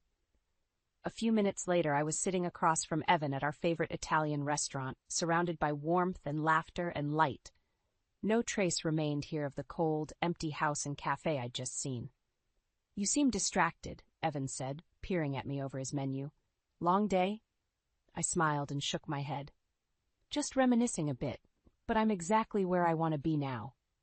He smiled back, eyes radiant with affection. We spent the rest of dinner chatting happily about upcoming work projects and vacation plans. The future stretched before us, bright and full of promise. Once I would have given anything to make things right with Derek's family, to win their acceptance and love. But now I knew their cruelty had set me free, forcing me to spread my own wings. My life today overflowed with all they had declared me undeserving of. Success, love, optimism, and I would never let their shadows darken it again. The reckoning was complete. The chilly breeze that swept through my small living room couldn't compare to the coldness in Richard's voice. You're pregnant? At 45? You can't be serious about keeping it, he said, his eyes devoid of the warmth I once knew. The news I thought would bring us closer had shattered the fragile veneer of our marriage. I stood there, my heart pounding, holding on to the back of the sofa for support. Richard, it's a miracle we've been trying for. A miracle? He cut me off with a bitter laugh. No, Eleanor, it's a mistake. A child at your age is bound to have problems. I won't shoulder that burden. His words were a slap across my face. 10 years of marriage, of shared dreams and struggles reduced to a heartless judgment. So, what are you saying? I asked, though I dreaded the answer. Richard's gaze was steely. I'm saying we fix this mistake, or it's over. The room spun around me. Fix this mistake? He was talking about our unborn child as if it was a clerical error, something to be erased and forgotten. My voice was a mere whisper. You mean? An abortion, Eleanor. It's the only sensible choice. The word hung in the air between us, a death sentence for the life growing inside me. I felt a protective surge, a fierce maternal instinct that eclipsed my shock and hurt. No, I said firmly, finding strength I didn't know I had. I'm keeping this baby. Richard's face twisted into a sneer. Then you're choosing it over me. It, I echoed, my heart breaking. This is our child, Richard. Not mine, he snapped. I won't be tied down to a middle-aged mother and a defective child. I have my life to think about. The man before me was a stranger, his ambition and pride warping him into someone unrecognizable. The realization hit me like a tidal wave. I had married a facade, a man who valued success and appearances over love and family. So, that's it? After everything, you'd walk away? I asked, tears stinging my eyes. Richard didn't waver. I'm not destroying my life for this. If you're set on ruining yours, that's your choice. With those final words, he left, his footsteps echoing through the hollow halls of our once happy home. I sank to the floor, my body racked with sobs, not just for the end of my marriage, but for the cruel reality that the man I loved had never truly existed. That night, as I lay alone, a hand resting on my still flat belly, I made a silent vow. I would bring this child into the world. I would give it all the love and care it deserved. And as for Richard, he would be nothing more than a bitter memory. Our paths had diverged, but I was determined to make mine one of hope, not regret. The morning light filtered through the blinds, casting long shadows across the room where I sat, a cup of untouched tea cooling beside me. Memories, like uninvited guests, flooded my mind. I thought back to the days before Richard, when life was a relentless uphill battle. Fresh out of college, with dreams bigger than my wallet, I plunged into the corporate world. It was a male-dominated battlefield, and every achievement was hard-won. I was a fighter, determined to prove myself. But my parents, ever traditional, saw marriage as the pinnacle of a woman's life. So they nudged me towards matchmaking sessions, hoping I'd find a suitable match. Then came the evening that changed everything. At a company party, I met Richard. He was different, or so I thought. He talked about his dreams of starting a business, his respect for hard-working women. The future belongs to women like you, Eleanor, he had said, his eyes shining with what I believed was admiration. In that era, a woman aspiring for more than marriage and motherhood was frowned upon. Richard's words felt like a breath of fresh air. Our courtship was a whirlwind of promises and dreams. I was 35, he was 33. The modern couple, our friends called us. Richard's ambition was infectious. After landing a prestigious job, he soon left to chase his entrepreneurial dreams. I admired his courage, mistaking his arrogance for confidence. We married amidst a frenzy of optimism. But as time passed, the man I married began to fade, replaced by someone whose pride overshadowed everything else. Richard always spoke highly of his academic achievements and his superior genes. It was flattering at first, but soon his words took on a condescending tone. I'm not like those factory workers, he'd say. I'm destined for greater things. His disdain for others was subtle, but it was there, lurking beneath the surface of his charming facade. We were happy, or so I convinced myself. But as the years slipped by, a gnawing sense of unease took root. His entrepreneurial ventures were a series of unfulfilled promises. Yet Richard's arrogance only grew, his disdain for the less fortunate becoming more apparent. I realized then that I had been blinded by the illusion of a life I thought we were building together. In my quest for love and partnership, I had overlooked the signs of the man Richard truly was. As I sipped my now cold tea, a sense of clarity washed over me. Richard's departure was not the end of my world, but the beginning of a new chapter. One where I wouldn't be overshadowed by his arrogance. I had lost a husband, but I had found myself. The office was eerily silent, the only sound the ticking of the clock and the distant hum of the city. I sat at my desk, the glow of the computer screen illuminating stacks of papers and reports. But my mind was elsewhere, lost in the labyrinth of my crumbling marriage. Richard's ambition had become an unquenchable thirst, driving a wedge between us. Our conversations, once filled with shared dreams and laughter, had turned into a monologue of his grievances and grandiose plans. "I can't believe we still don't have kids," Richard complained one evening, his voice laced with frustration. "Everyone we know has a family. What's wrong with us?" I felt a pang of pain at his words. We had been trying for a child for years, with no success. The hope that once lit up our home had dimmed, replaced by a heavy silence. "It's not something we can force, Richard," I said, trying to keep my voice steady. "These things take time." "Time? We don't have time, Eleanor. I need an heir, someone to carry on my legacy," he snapped, his eyes cold and unyielding.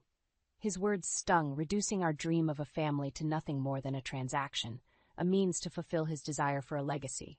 I was no longer his partner, but a vessel for his ambitions. When I suggested fertility treatments, his reaction was explosive. "I will not have my child labeled as a test tube baby," he barked. "It's either natural or nothing." "But Richard, there's nothing wrong with seeking help," I started, but he cut me off. "No, Eleanor, I won't have my name tarnished. It's your responsibility to give me a child, the natural way." His words echoed in my head, a cruel reminder of how far we had drifted from the love that once bound us. I was trapped in a marriage with a man whose pride and ego overshadowed everything, including my feelings and our shared struggles. That night, as I lay in bed, the moon casting a pale light through the window, I realized the bitter truth. My marriage was a facade, a hollow shell built on Richard's ego and societal expectations. The man I had fallen in love with was gone, replaced by a stranger whose heart was as cold as his ambition. I knew then that I had to make a choice, to stay and wither under the weight of Richard's expectations, or to break free and find my own path. The decision was clear, but the journey ahead was uncertain. One thing was sure, though. I was no longer the woman who needed Richard's approval to define her worth. The small, sterile room of the doctor's office felt like a sanctuary compared to the storm raging in my life. I sat there, clutching the edge of the chair, my heart racing with a mix of fear and hope. "You're pregnant, Eleanor," the doctor announced, a smile touching the corners of her lips. "Pregnant?" The word echoed in my mind, a distant dream that I had almost given up on. At 45, this was nothing short of a miracle. A tear slid down my cheek, not of sorrow, but of overwhelming joy. "I understand it's a lot to take in," the doctor said gently. "There are risks at your age, but many women have healthy pregnancies. You're not alone." Her words were a balm to my anxious heart. I left the clinic with a newfound strength, a fierce determination to protect this unexpected gift. The joy, however, was short-lived. The moment I shared the news with Richard, his reaction was like a cold blade through my heart. "A baby? Now?" he scoffed, his face twisted in disbelief. "You must be joking. We can't have a child now. It'll ruin everything." His words, sharp and merciless, cut through me. This wasn't just any child. This was our child, a symbol of our love, now reduced to an inconvenience in his grand plan.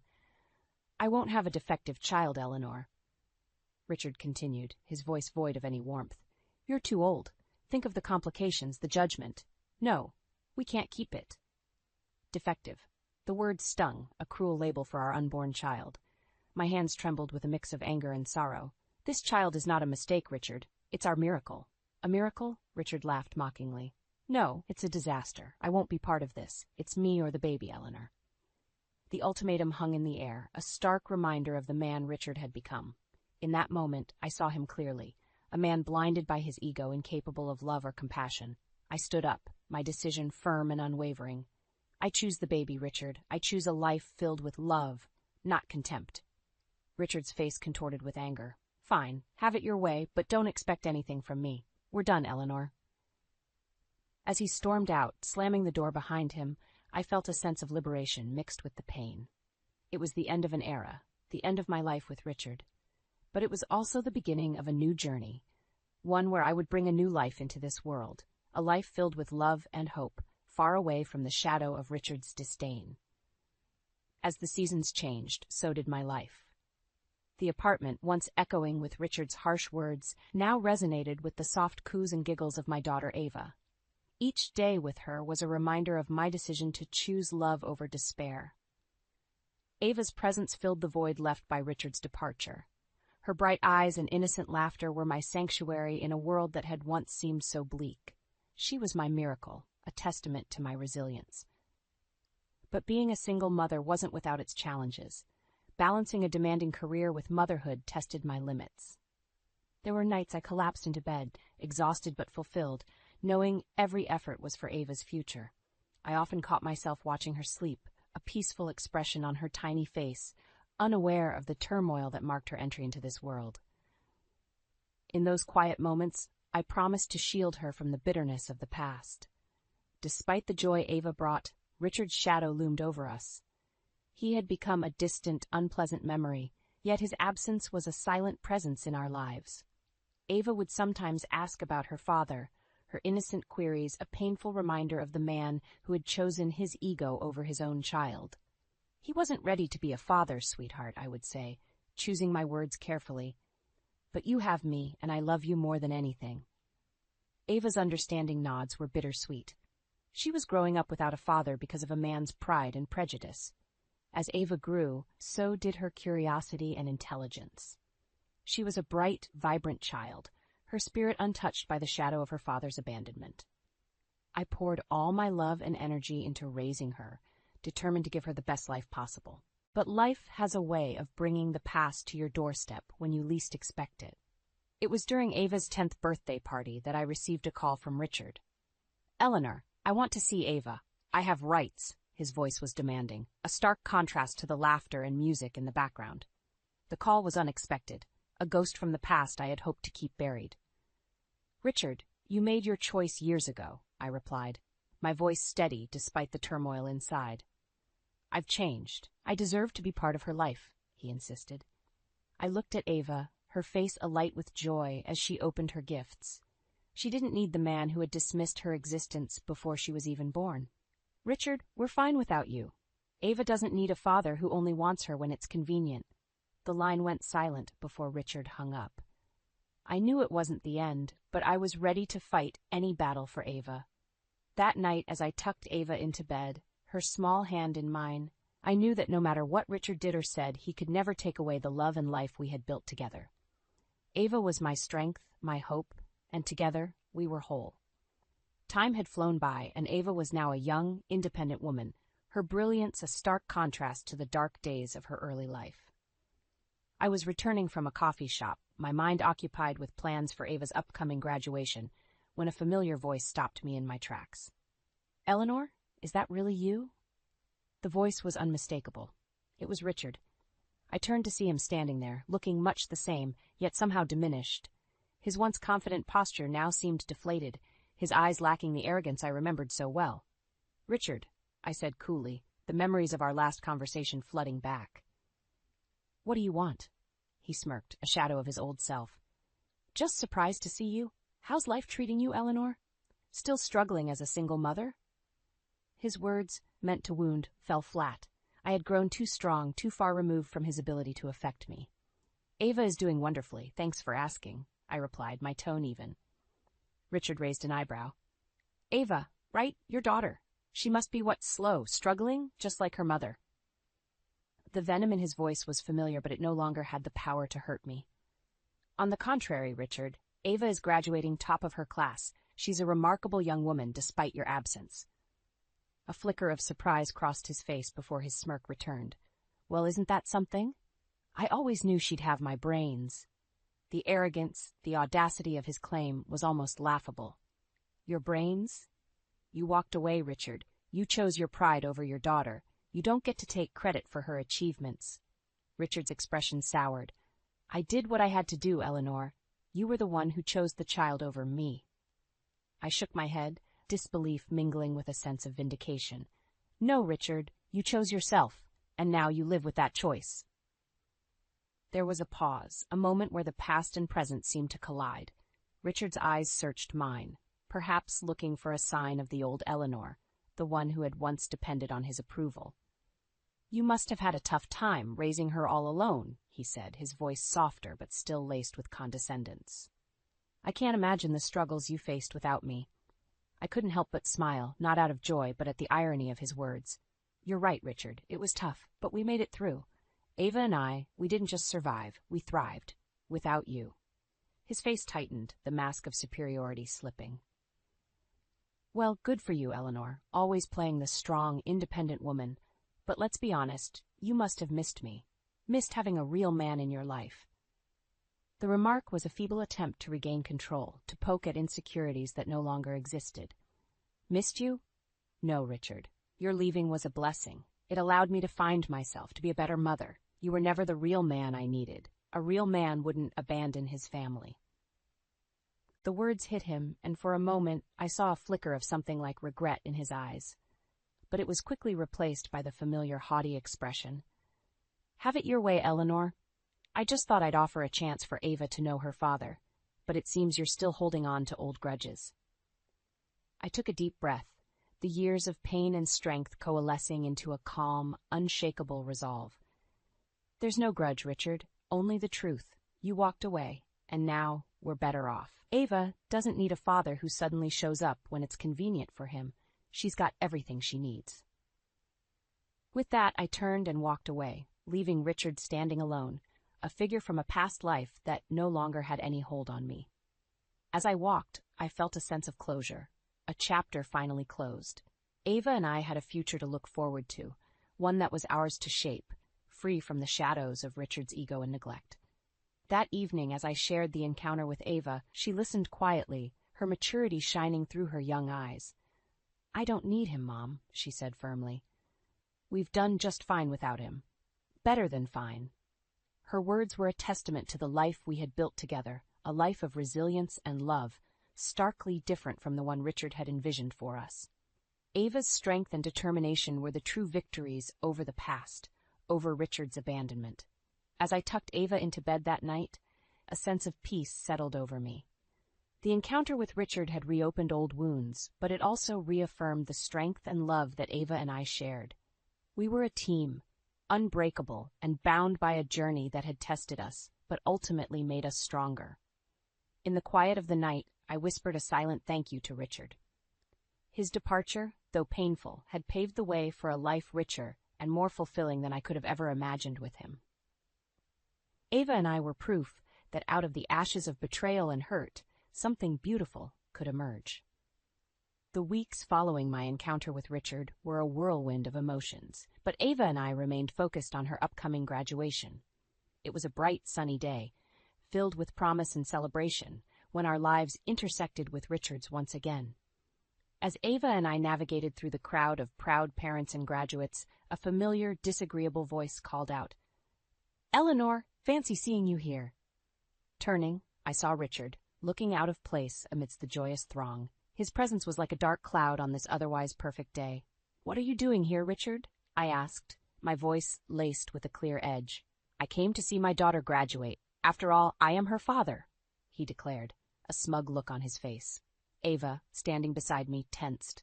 I could feel her discomfort, her world momentarily shaken by the appearance of the man who had chosen to be a stranger to her. "Your daughter?" I echoed, incredulous. "You forfeited that title a long time ago."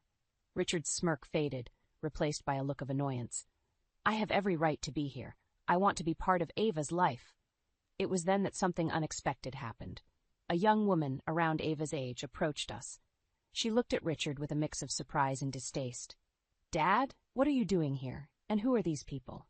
Richard, caught off guard, stuttered. "And Natalie, this is Eleanor and Ava, my other family." Natalie's eyes widened, and she turned to Ava and me. "I'm so sorry, I had no idea about you. He never mentioned."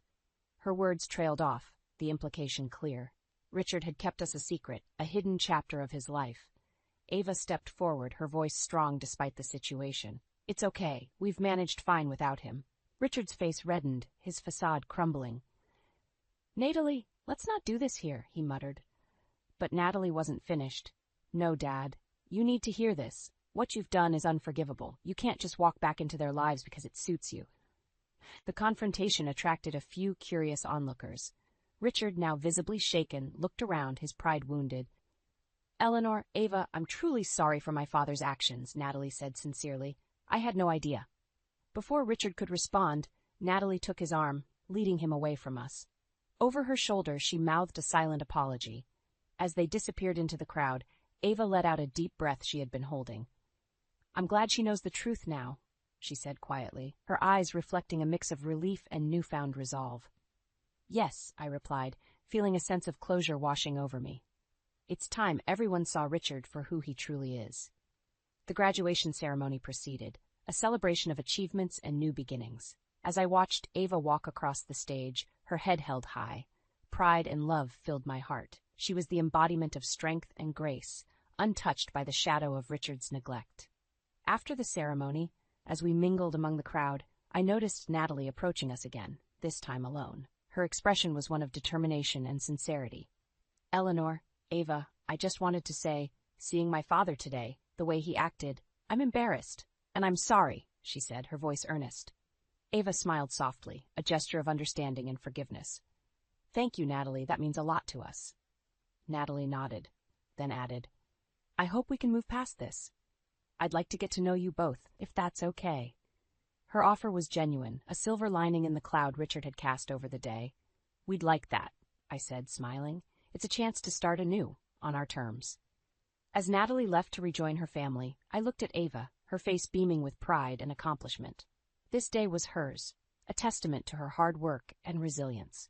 Walking back to our car, Ava slipped her hand into mine. "Mom, we did it. Despite everything, we made it."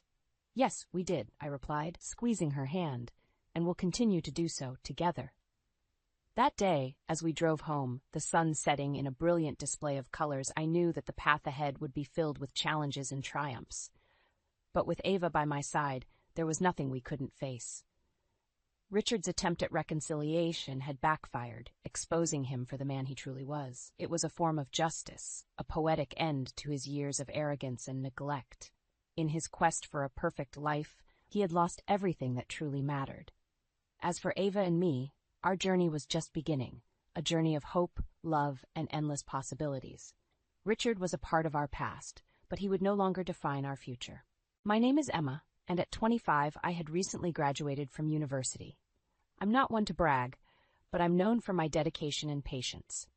Throughout my life, I've always focused quietly and diligently on my studies, maintaining reasonably high grades. I have dreams that I aspire to fulfill, and while I'm content with my daily life, there is a significant worry that haunts me. One day, within moments of my father's funeral, my mother Linda and my sister Olivia confronted me. Their intentions were clear. They planned to sell our family home and move into a luxury condo. But that wasn't the most shocking part. They demanded that I relinquish my right to our father's inheritance. "You're not thinking you'll get a dime of our father's inheritance, are you?" Linda sneered. My sister Olivia chimed in, her voice dripping with cruelty. "Or face a horrifying mask of cruelty." Olivia's boyfriend stood beside her, his laughter adding insult to injury. I couldn't believe it. Our father's funeral had just concluded, and here they were, talking about these things as if it were just a casual conversation. "You're the absolute worst," I finally snapped. "I can't stand this anymore. I'm cutting ties with you all." My words hung in the air, heavy with tension. Just as I shouted those words, the doorbell rang, interrupting our family feud. I went to answer it, feeling a mix of emotions and not knowing what to expect. Standing on the doorstep was a man who seemed vaguely familiar, though I couldn't quite place him. I greeted him with a hesitant, "Hello?" "My condolences for your loss," he said with a deep bow. His name, he introduced, was Mr. Anderson. His presence was unexpected and puzzling, but I invited him inside, wanting to know more about the purpose of his visit. Little did I know that Mr. Anderson's arrival would set in motion a series of events that would change my life forever. I led Mr. Anderson into our living room, still bewildered by his sudden appearance. He seemed composed and professional, which provided some comfort amidst the chaos that had erupted in my family. "My name is Emma," I said, introducing myself again, hoping to jog his memory about where we might have met before. Mr. Anderson offered a warm smile. "It's a pleasure to meet you, Emma. I know this is a difficult time for you, but I'm here to help." I couldn't help but feel intrigued by this attorney assigned by my father. I gestured to the sofa, inviting him to take a seat. As I settled down across from him, I couldn't contain my curiosity any longer. "Mr. Anderson, may I ask what brings you here? Did my father have any legal matters that needed attention?" He nodded, his demeanor serious. "Yes, your father did have some legal matters to address. But before we dive into that, could you tell me a bit more about yourself and your family?"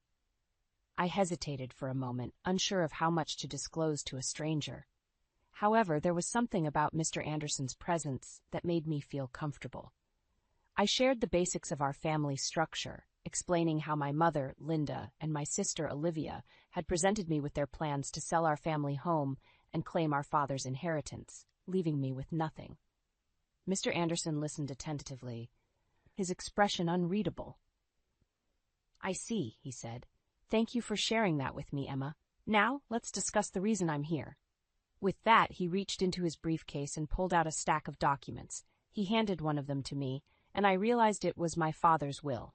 I scanned the document, my heart racing as I read the words carefully.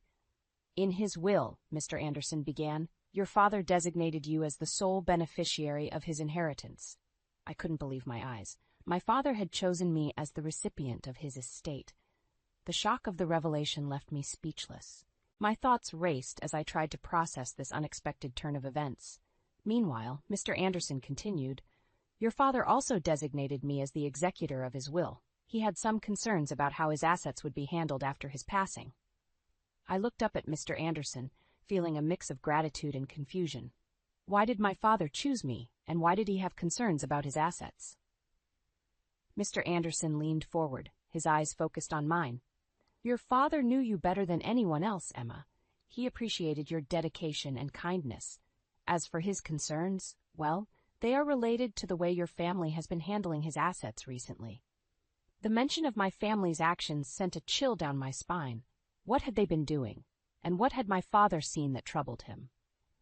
As Mr. Anderson continued to explain, I realized that my journey was about to take an unexpected and challenging turn. With the weight of my father's will still sinking in, Mr. Anderson and I sat in the living room, deep in conversation.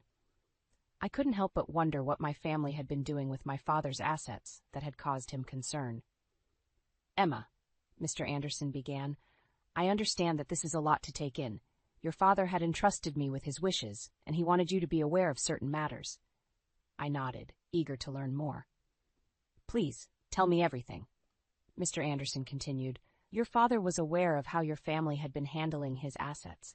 He was concerned about the extravagant spending and the way they were squandering the insurance money." I frowned, realizing the severity of the situation. "They've been spending the insurance money recklessly?" Mr. Anderson nodded. "Yes, that's correct. They've purchased a luxury condominium, an expensive car, and indulged in lavish spending on various luxuries. Meanwhile, you've been left to handle all the caregiving and household chores on your own." The truth hit me like a ton of bricks. While I had been caring for my father, my family had been living a life of luxury at his expense. The anger and betrayal I felt were overwhelming, but I tried to keep my emotions in check. "Your father," Mr. Anderson continued, "was aware of their actions but chose not to confront them. He hoped that they would change their ways. However, he decided to take legal measures to ensure that you, his beloved daughter, would be protected." Tears welled up in my eyes as I thought about my father's love and concern for me. "I can't believe they would do this to him," I whispered, my voice choked with emotion.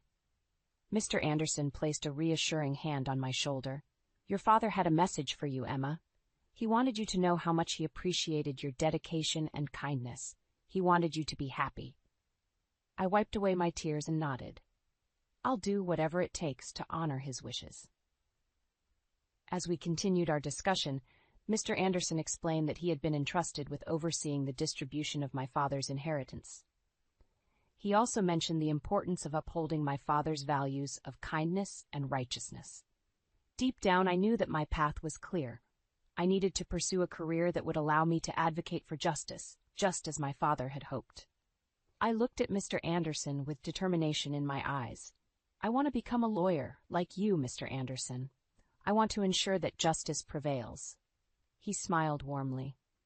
I believe you have the potential to make a great lawyer, Emma. I'll be here to guide you every step of the way.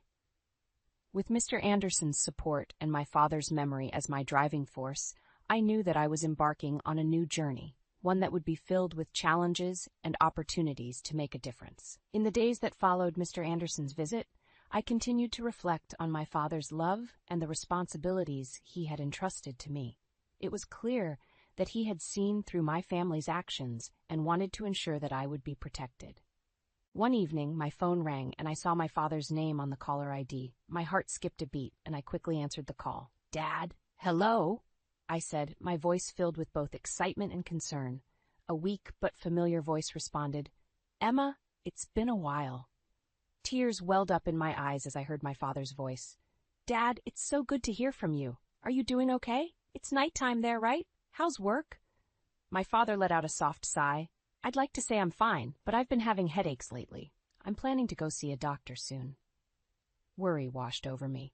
"Please take care of yourself, Dad. You mean everything to me." My father's voice warmed with affection. "How's your schoolwork? Is it going well?" I smiled through my tears. "Thanks to you, everything is going well. I'm studying hard to achieve my dream." "That's my girl," my father said with pride. "You're always so diligent. Remember what I always say? Be righteous and kind, right?" I nodded, even though he couldn't see it. "Don't worry, Dad. I'm doing my best." "That's my Emma," he said softly. "I'll bring lots of souvenirs when I come home next time." We continued to talk, sharing stories and laughter, despite the physical distance between us. My father's voice was a comforting presence, and I cherished every moment of our conversation. After that conversation, I hung up the phone, feeling a deep sense of gratitude for the father who had always been there for me. My family was well off, thanks to my elite father who had worked tirelessly around the world. Although he had often been away from home, he had showered me with love whenever we had the chance to meet. I adored him dearly, and he had been my rock, providing me with the strength to endure the challenges that my family had thrown my way.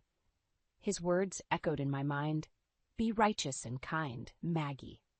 It was a mantra that had guided me throughout my life, and it would continue to do so as I faced the trials that lay ahead.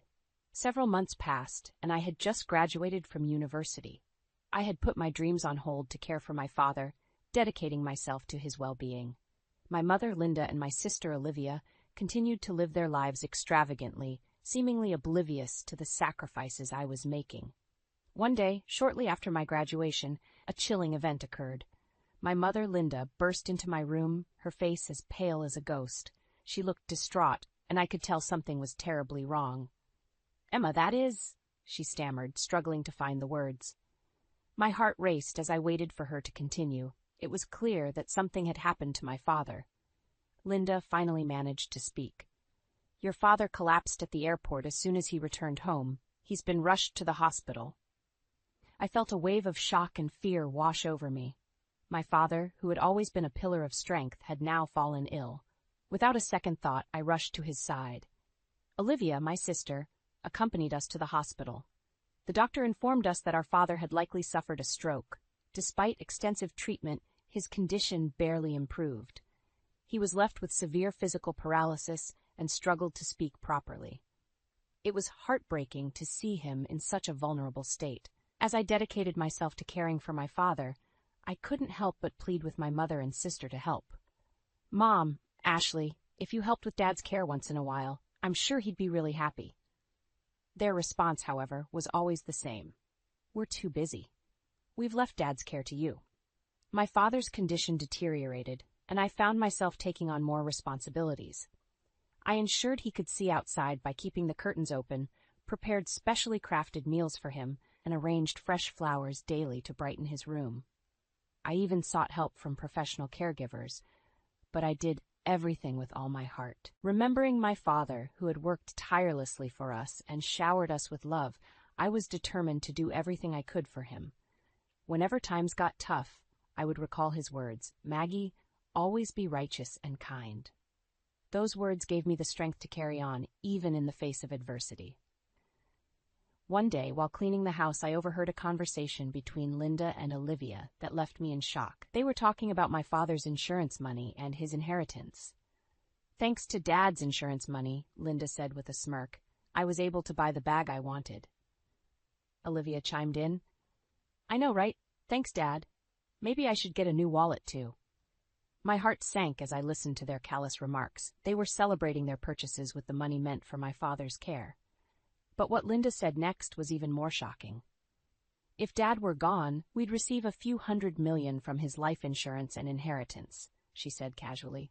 He's been saving up through his job and investments. Olivia eagerly joined in. Wow, Mom, then we should totally buy a luxury condo. And my boyfriend could live with us. Linda added, I wish Dad would hurry up and die. I couldn't bear to listen any longer, and I quietly left the scene.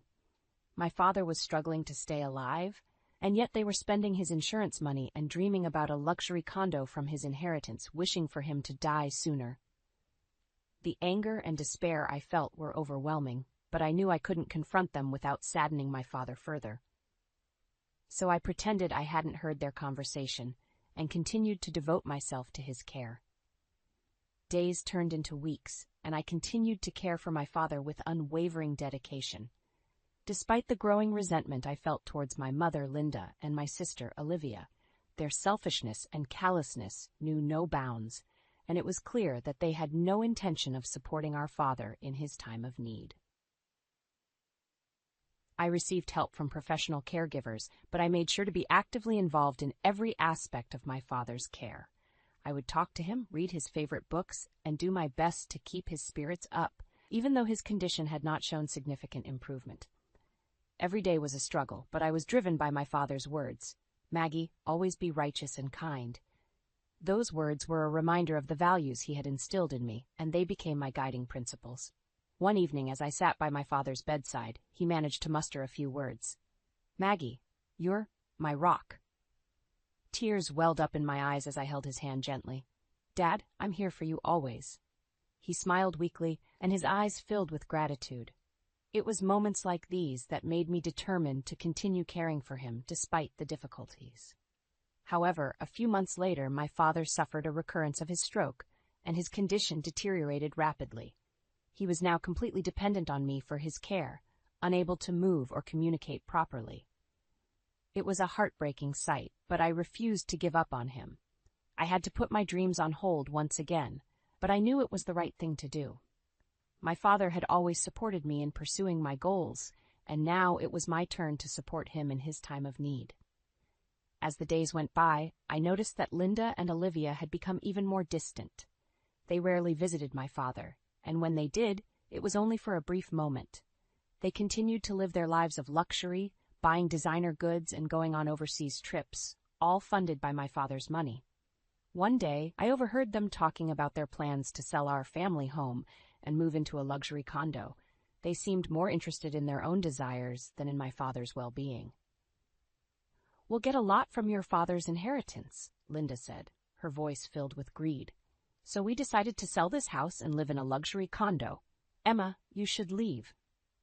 I couldn't believe the audacity of their words. My father was still alive, and they were already making plans to claim his inheritance. It was clear that they had no respect for him or his wishes. I can't believe you guys, I said, my voice trembling with anger.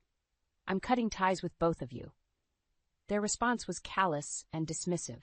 They didn't seem to care about the pain they were causing me or the suffering our father was enduring.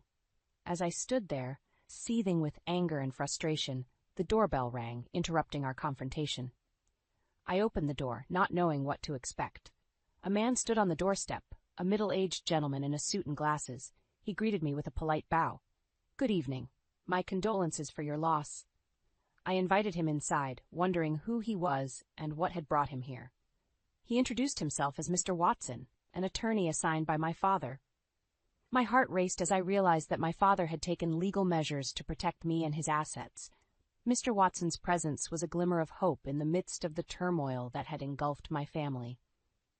As Mr. Watson stepped into our living room, my heart pounded with anticipation.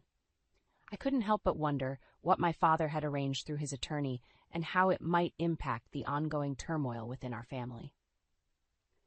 Emma, Mr. Watson began, I understand that this is a difficult time for you, and I'm here to help you navigate through some important matters. I nodded, grateful for his presence and guidance. "Please tell me everything." Mr. Watson proceeded to explain the purpose of his visit. "Your father, Robert, had entrusted me with his will and certain legal matters regarding his assets. He wanted to ensure that you are well taken care of, Emma." Tears welled up in my eyes as I listened. It was reassuring to know that my father had taken steps to protect my interests. "Before I proceed," Mr. Watson continued, "I would like to read your father's will to you.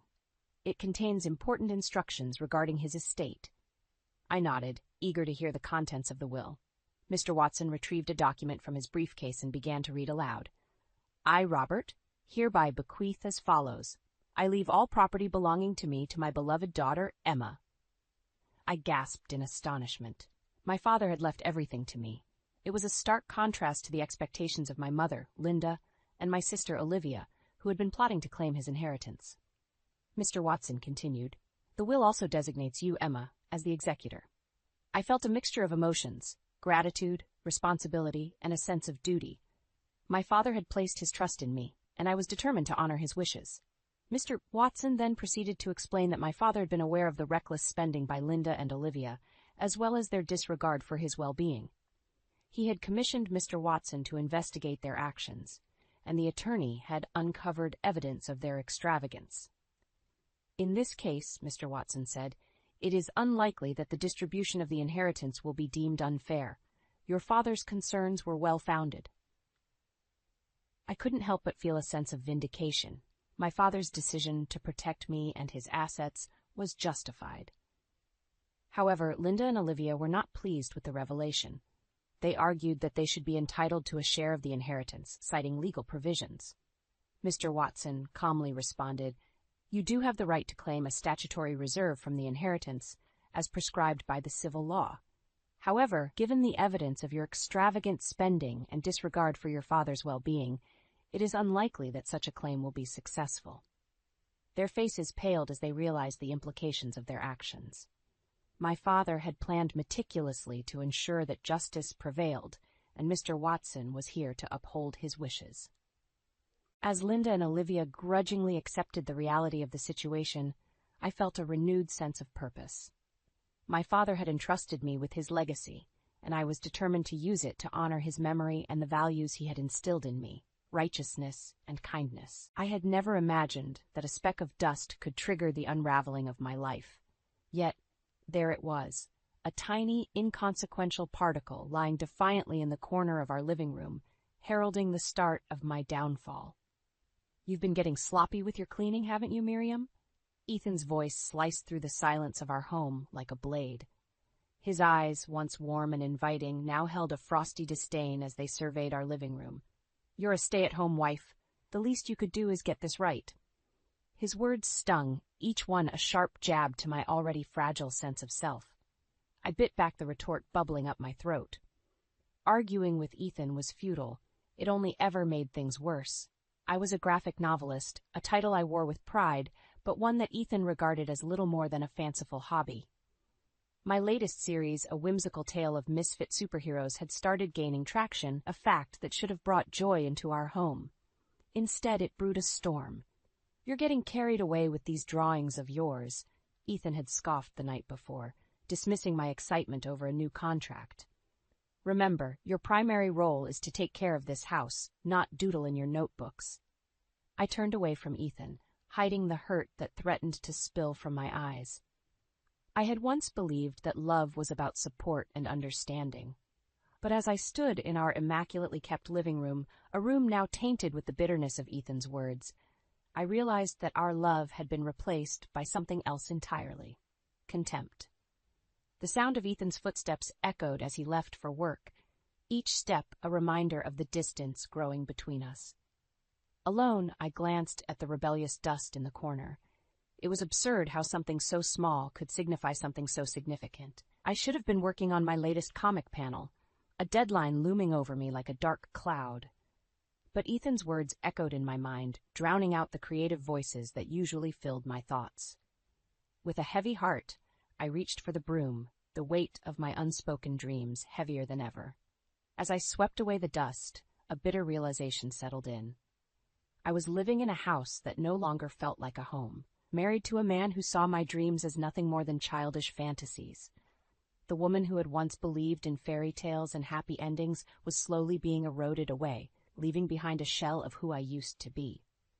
But as I stared at the dustpan, something within me stirred. A flicker of defiance, a whisper of strength. I was Miriam, a graphic novelist, a weaver of stories. And this was not where my story would end. The days that followed were a blur of silent meals, cold glances, and a growing chasm between Ethan and me. Each day I toiled, juggling between the relentless demands of my graphic novel and the unspoken expectations of a perfect housewife. But no matter how hard I tried, it never seemed enough for Ethan. One evening, as I sat hunched over my drafting table, desperately trying to meet a looming deadline, Ethan's voice shattered my concentration. "Miriam, have you seen the state of the kitchen? It's a mess." I glanced at the clock. It was nearing midnight. My eyes, strained from hours of meticulous drawing, ached for rest. Yet Ethan stood there, his face twisted in annoyance. "I had to focus on my deadline, Ethan," I replied, my voice weary. "I'll clean it first thing in the morning." Ethan's laugh was scornful, a sound that sent shivers down my spine. A real housewife would have managed both. "Your little drawings are getting in the way of your duties." I felt a surge of anger but swallowed it down. Arguing with Ethan was like throwing gasoline on a fire. Instead, I forced a nod and watched as he stormed off to bed. The kitchen wasn't a disaster. A few unwashed dishes, a couple of used pans, the remnants of a hastily prepared dinner. But in Ethan's eyes, it was a cardinal sin, a blatant disregard of my duties. As I scrubbed the dishes in the dead of night, my mind replayed the years of our marriage.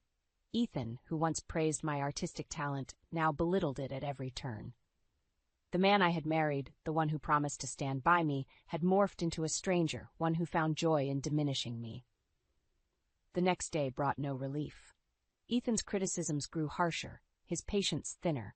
A forgotten grocery item was treated as a personal affront, a slightly overcooked meal, a grave offense. "You can't do anything right, can you?" Ethan spat out one evening as he pushed away a plate of pasta I had made. "Can't cook, can't clean, can't even earn a decent living. What use are you?" His words, sharp and venomous, cut through me. I stood there, frozen, the hurt and humiliation festering like an open wound. This wasn't just about untidy kitchens or imperfect meals. This was about control, about diminishing my worth, piece by piece.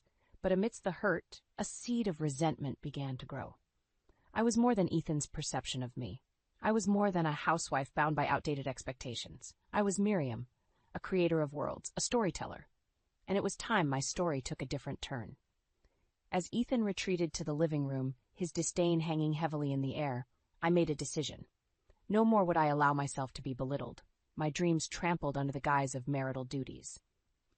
Ethan would see in time that I was not a woman to be underestimated. The tension in our house was like a thick fog, suffocating and inescapable. Each day, Ethan's criticisms grew more personal, more cutting. It was as if he relished in the power he wielded over me, his words designed to tear down rather than build up. One evening, as I was preparing dinner after a long day of drawing, Ethan arrived home early. His footsteps were heavy, his presence like a storm cloud entering the room. "What's for dinner?" he asked, his voice dripping with sarcasm. "Stew," I replied, trying to keep my voice steady. Ethan peered into the pot simmering on the stove and scoffed.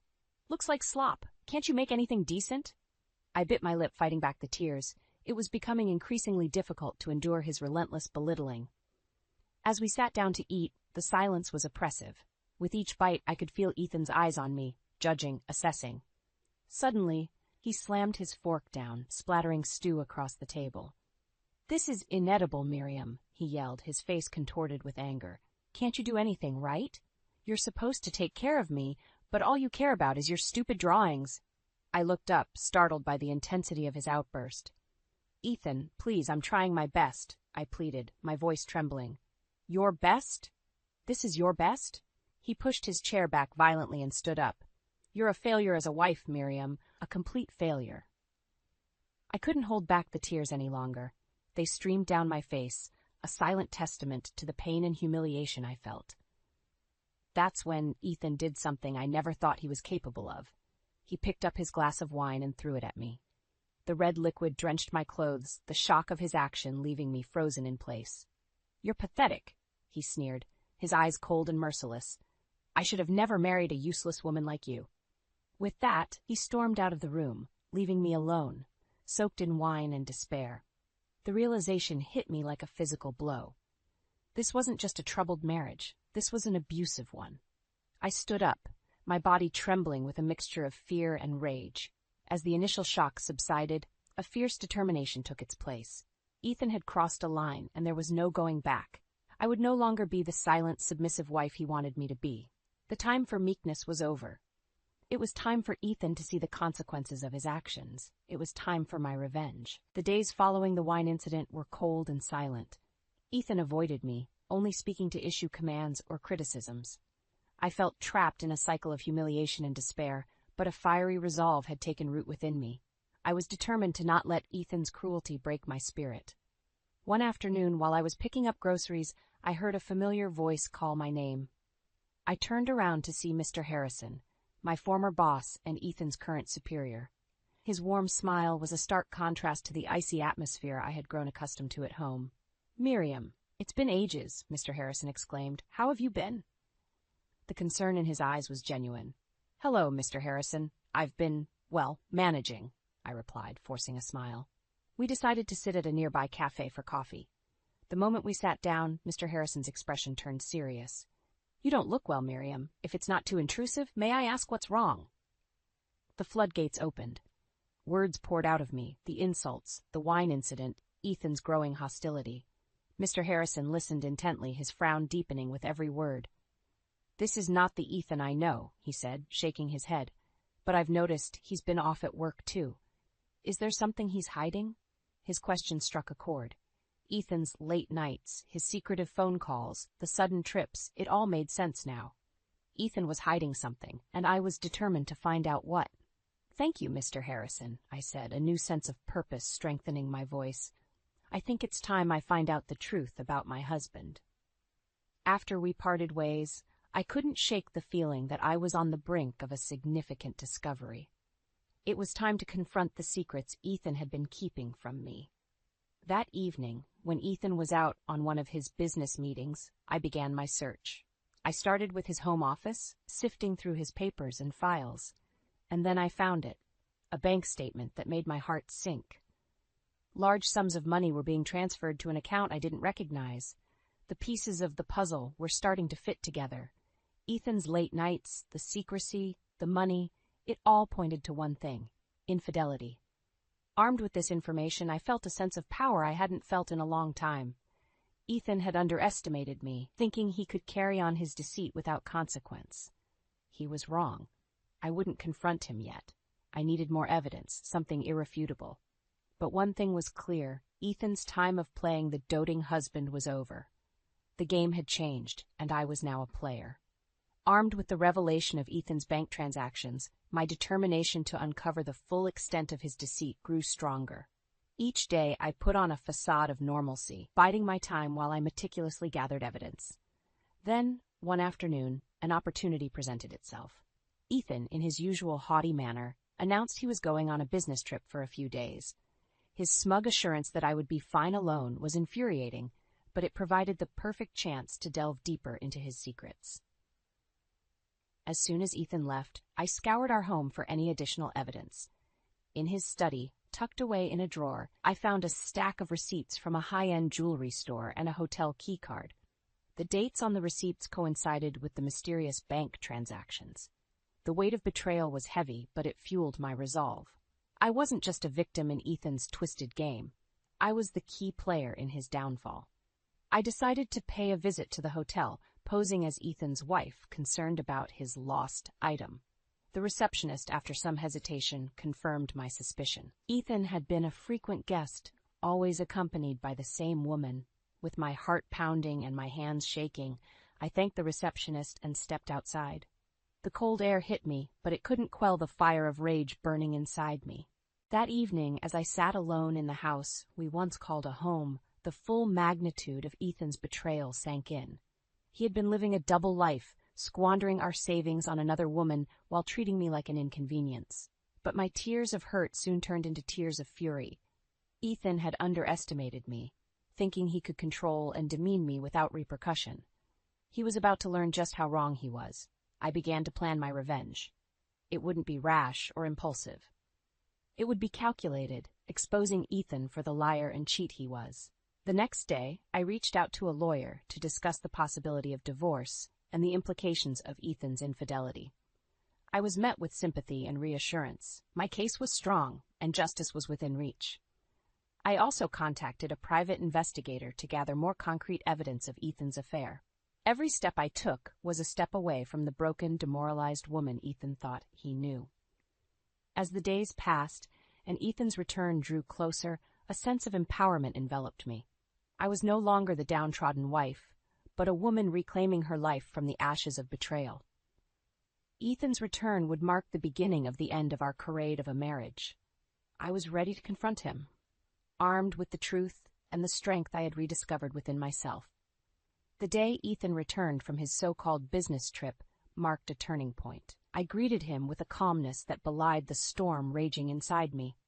Ethan, oblivious to the seismic shift in our relationship, carried on with his usual arrogance. That evening, as we sat in the tense silence of our dining room, I finally broke the stillness. "Ethan, I know about the hotels and the jewelry. I know about her," I said, my voice steady but loaded with an unspoken threat. Ethan's fork clattered against his plate, his facade crumbling.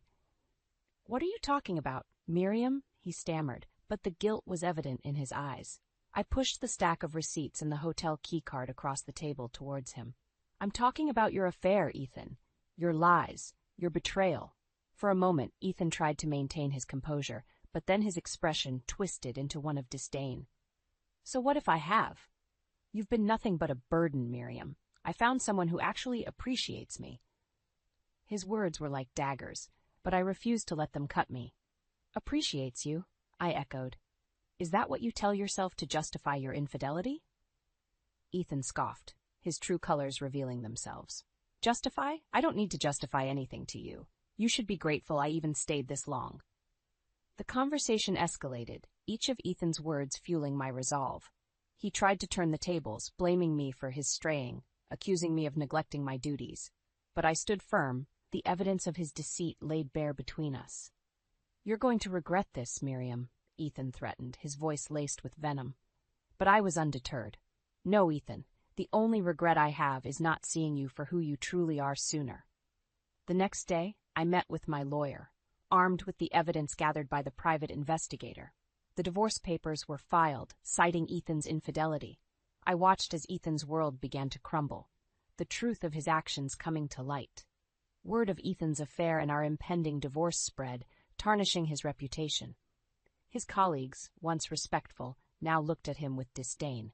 The other woman, confronted with the reality of her involvement in a married man's life, quickly distanced herself from Ethan. As for me, I found strength in reclaiming my life. The graphic novel that once seemed like a distant dream was now my reality, my escape. I poured my pain, my anger, my triumph into my art, creating a story that resonated with others who had faced similar betrayals. Ethan tried to reach out, to salvage what was left of his crumbling facade, but I was done. I had emerged from the shadows of our marriage, no longer a victim of his cruelty, but a survivor of his betrayal.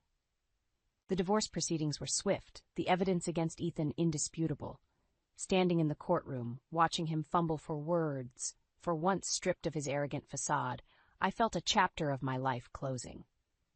"You can't do this, Miriam," Ethan had pleaded outside the courtroom. "I'll change, I swear. We can forget all this ever happened." But I was resolute. "It's too late for that, Ethan. I'm moving on."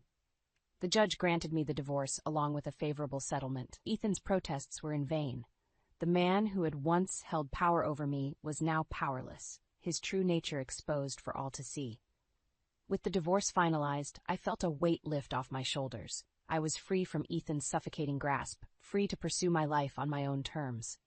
My graphic novel was gaining popularity, my story of betrayal and empowerment resonating with readers. Ethan's life, on the other hand, spiraled downwards. His professional reputation was tarnished, his personal life in shambles. The realization that his actions had consequences, that he was not invincible, seemed to finally dawn on him. But for me, Ethan was a closed chapter, a painful memory that had paved the way for my rebirth. I focused on my work, my art becoming my sanctuary, my voice. As I worked on my latest graphic novel, I realized that this journey had been more than just about revenge.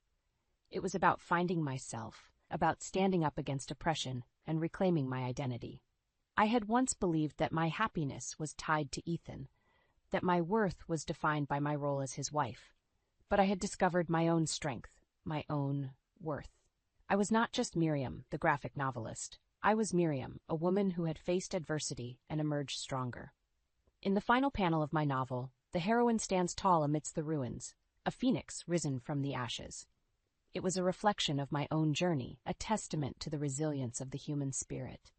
As I closed my sketchbook, I looked out the window, the world outside seemingly brighter, filled with possibilities. I had survived the storm, and now it was time to embrace the calm. Ethan was a part of my past, a lesson learned. My future lay ahead, unwritten and waiting. And I, Miriam, was ready to write it. I never thought a simple evening could shatter my world. It was a quiet return from Aunt Linda's retirement party. The house was silent, almost eerily so, as I walked in. Marcus, my husband of 3 years, was sprawled on the couch, absorbed in his phone. "Hey, Evie," he mumbled without looking up. I forced a smile, my mind elsewhere. I headed straight for our bedroom, my thoughts on the cherished watch my late father had given me on my 21st birthday. It was worth more than $12,000, but its sentimental value was priceless. He had scrimped and saved for years to buy it for me, his only daughter. Each time I wore it, I felt his presence, his love. But as I opened the drawer where I always kept it, my heart sank. It was gone. Just gone. Panic surged through me. "Marcus," I called out, my voice trembling. He appeared in the doorway, his casual demeanor a stark contrast to my growing despair. "What's up?" he asked, finally looking up from his phone. "The watch. My watch is gone." I could barely get the words out. His eyebrows knitted in confusion. "Are you sure? Maybe you misplaced it?" "Misplaced it? I always kept it in the same spot. How could it just disappear?" "No, Marcus, it's been stolen. We need to call the police." I was near hysterical now, but Marcus shook his head, a strange certainty in his voice. "No need for that, Evie. It's definitely here in the house. Don't worry." His words hit me like a cold slap. How could he be so sure? Doubt and suspicion began to creep into my mind, mingling with my distress. And then it hit me. Clara, his mother.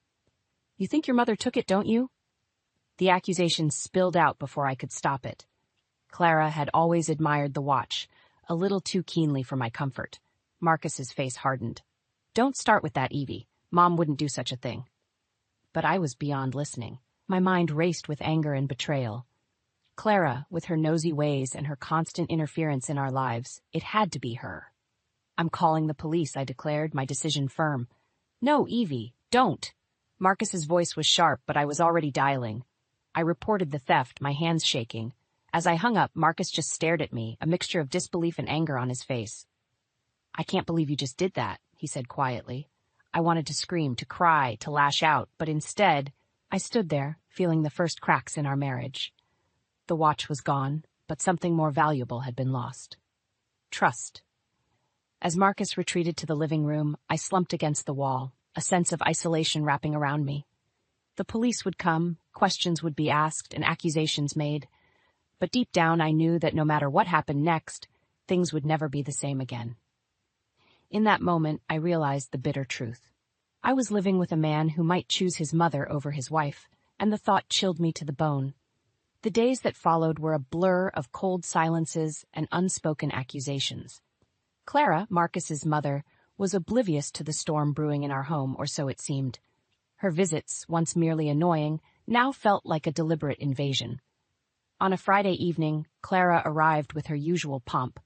"Evelyn, darling, I brought your favorite lemon pound cake," she announced, placing the cake on the kitchen counter as if she owned the place. I forced a smile, my grip tightening on the kitchen towel. "Thank you, Clara. That's thoughtful." Clara waltzed around the kitchen, humming a tune, while I struggled to keep my composure. She opened cabinets, rearranged my spices, her every action setting my nerves on edge. Marcus, as usual, was no help. Mom's just trying to be nice, Evie. Don't be so uptight, he whispered, his hand on my shoulder. I shrugged off his touch, my frustration boiling over. Nice? Marcus, she's treating our home like it's her personal playground. Before he could respond, Clara called out, Evelyn, darling, why don't you set the table? I'll finish up here. Set the table? In my own home? I felt like a guest, and a barely tolerated one at that. Dinner was an excruciating affair. Clara dominated the conversation, her every word dripping with condescension. Evelyn, you really should try this new facial cream I found. It does wonders for those pesky wrinkles. I bit my tongue, my anger simmering. Marcus just smiled, oblivious to the barbs hidden in his mother's words. The final straw came when Clara started discussing our personal finances, a topic I had always considered private. Marcus, dear, you really should invest in real estate. Evelyn's little job is cute, but you need something more substantial for the future. I couldn't take it anymore. Clara, with all due respect, our finances are none of your concern. The room fell silent. Clara's eyes narrowed, a glint of malice in them. Oh, I see. Well, I'm just trying to look out for my son. After all, we can't all come from money, can we? Her words stung, a reminder of the modest background I came from. I felt Marcus's hand on mine, a silent plea for peace. But peace was the last thing on my mind. As Clara continued to prattle on, oblivious to the hurt she had caused, a plan began to form in my mind. If Marcus wouldn't stand up to his mother, then I would.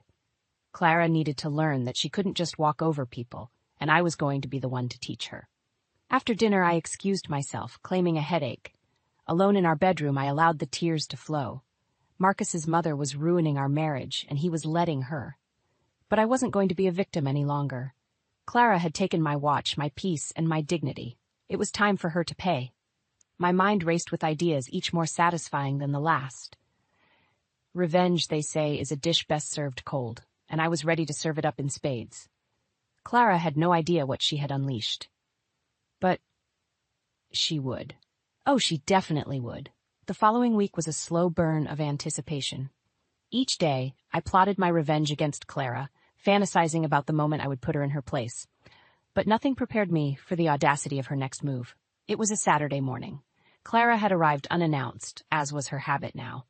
Marcus had stepped out to run errands, leaving me alone with her. The tension in the air was palpable.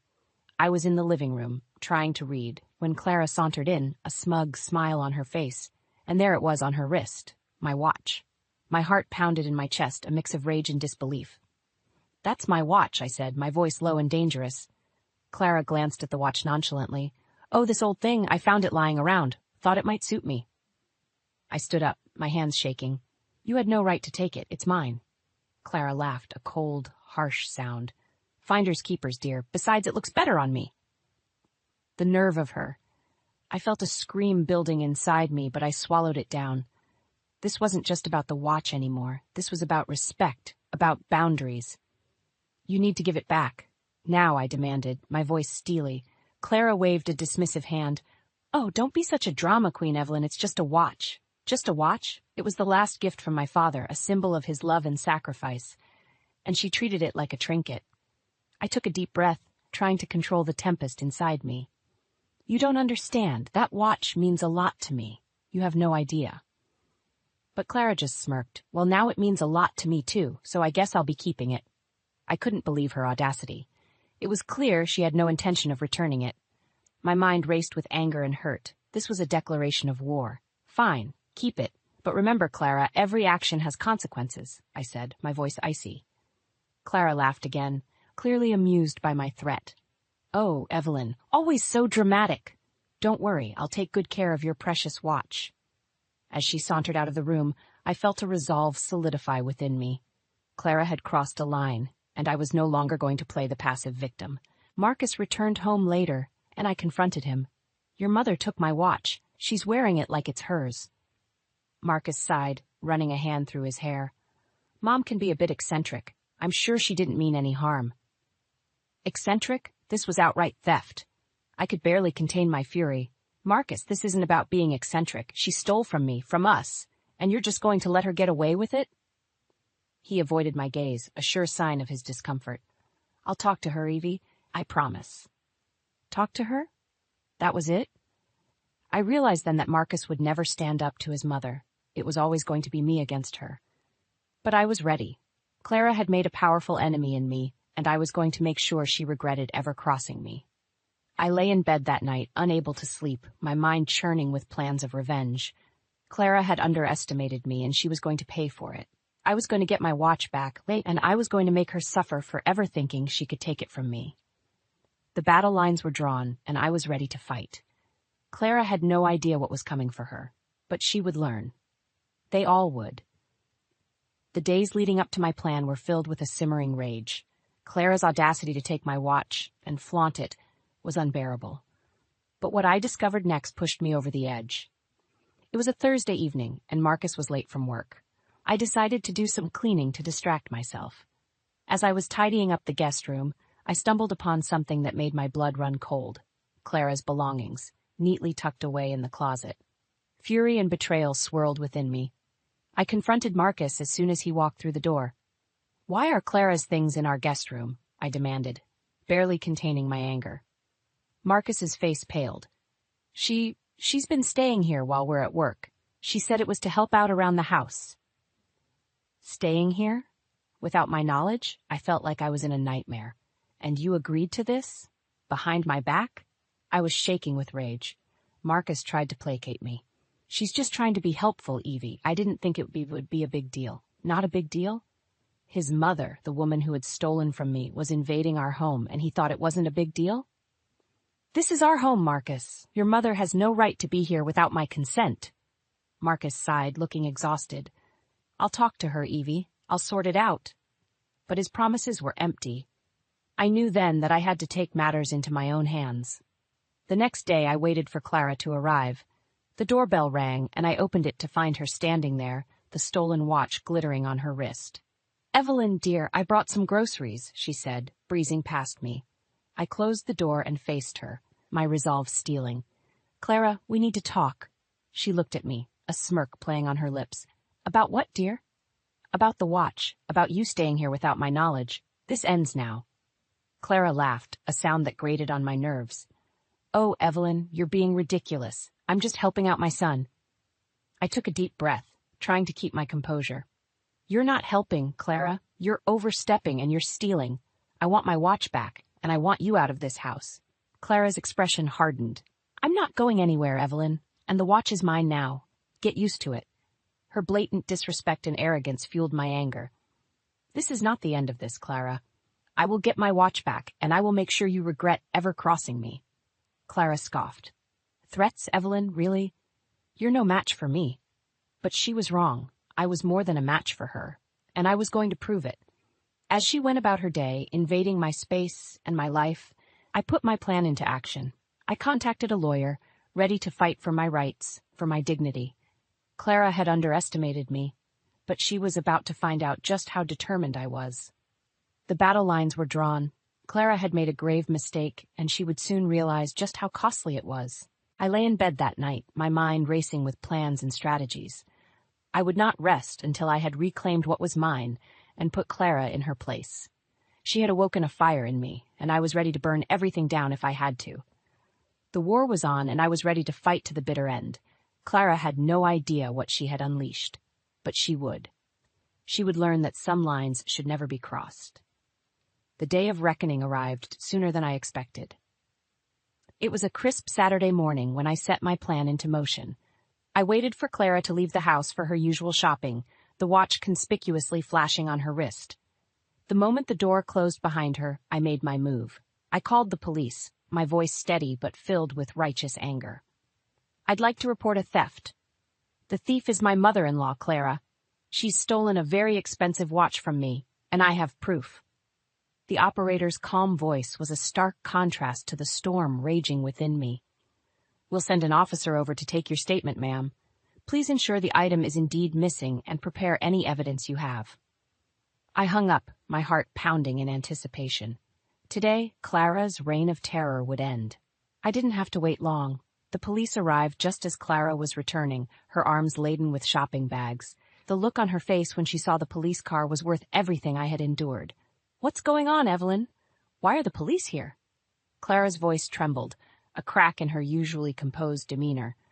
I've reported the theft of my watch. The one you're wearing, I said, my voice cold. Clara's face drained of color. You can't be serious. This is just a family matter. The police officers stepped in, their presence authoritative. Ma'am, we need to ask you some questions about the watch you're wearing. Clara's composure crumbled as she realized the gravity of the situation. This is just a misunderstanding. Evelyn gave me this watch. I stood firm, my resolve unshaken. That's a lie. That watch was stolen from me and I want it back. The officers took statements from both of us. Clara's lies twisted and turned, but the truth was clear as day. The evidence was on her wrist. Finally, with a heavy heart, the police took Clara into custody.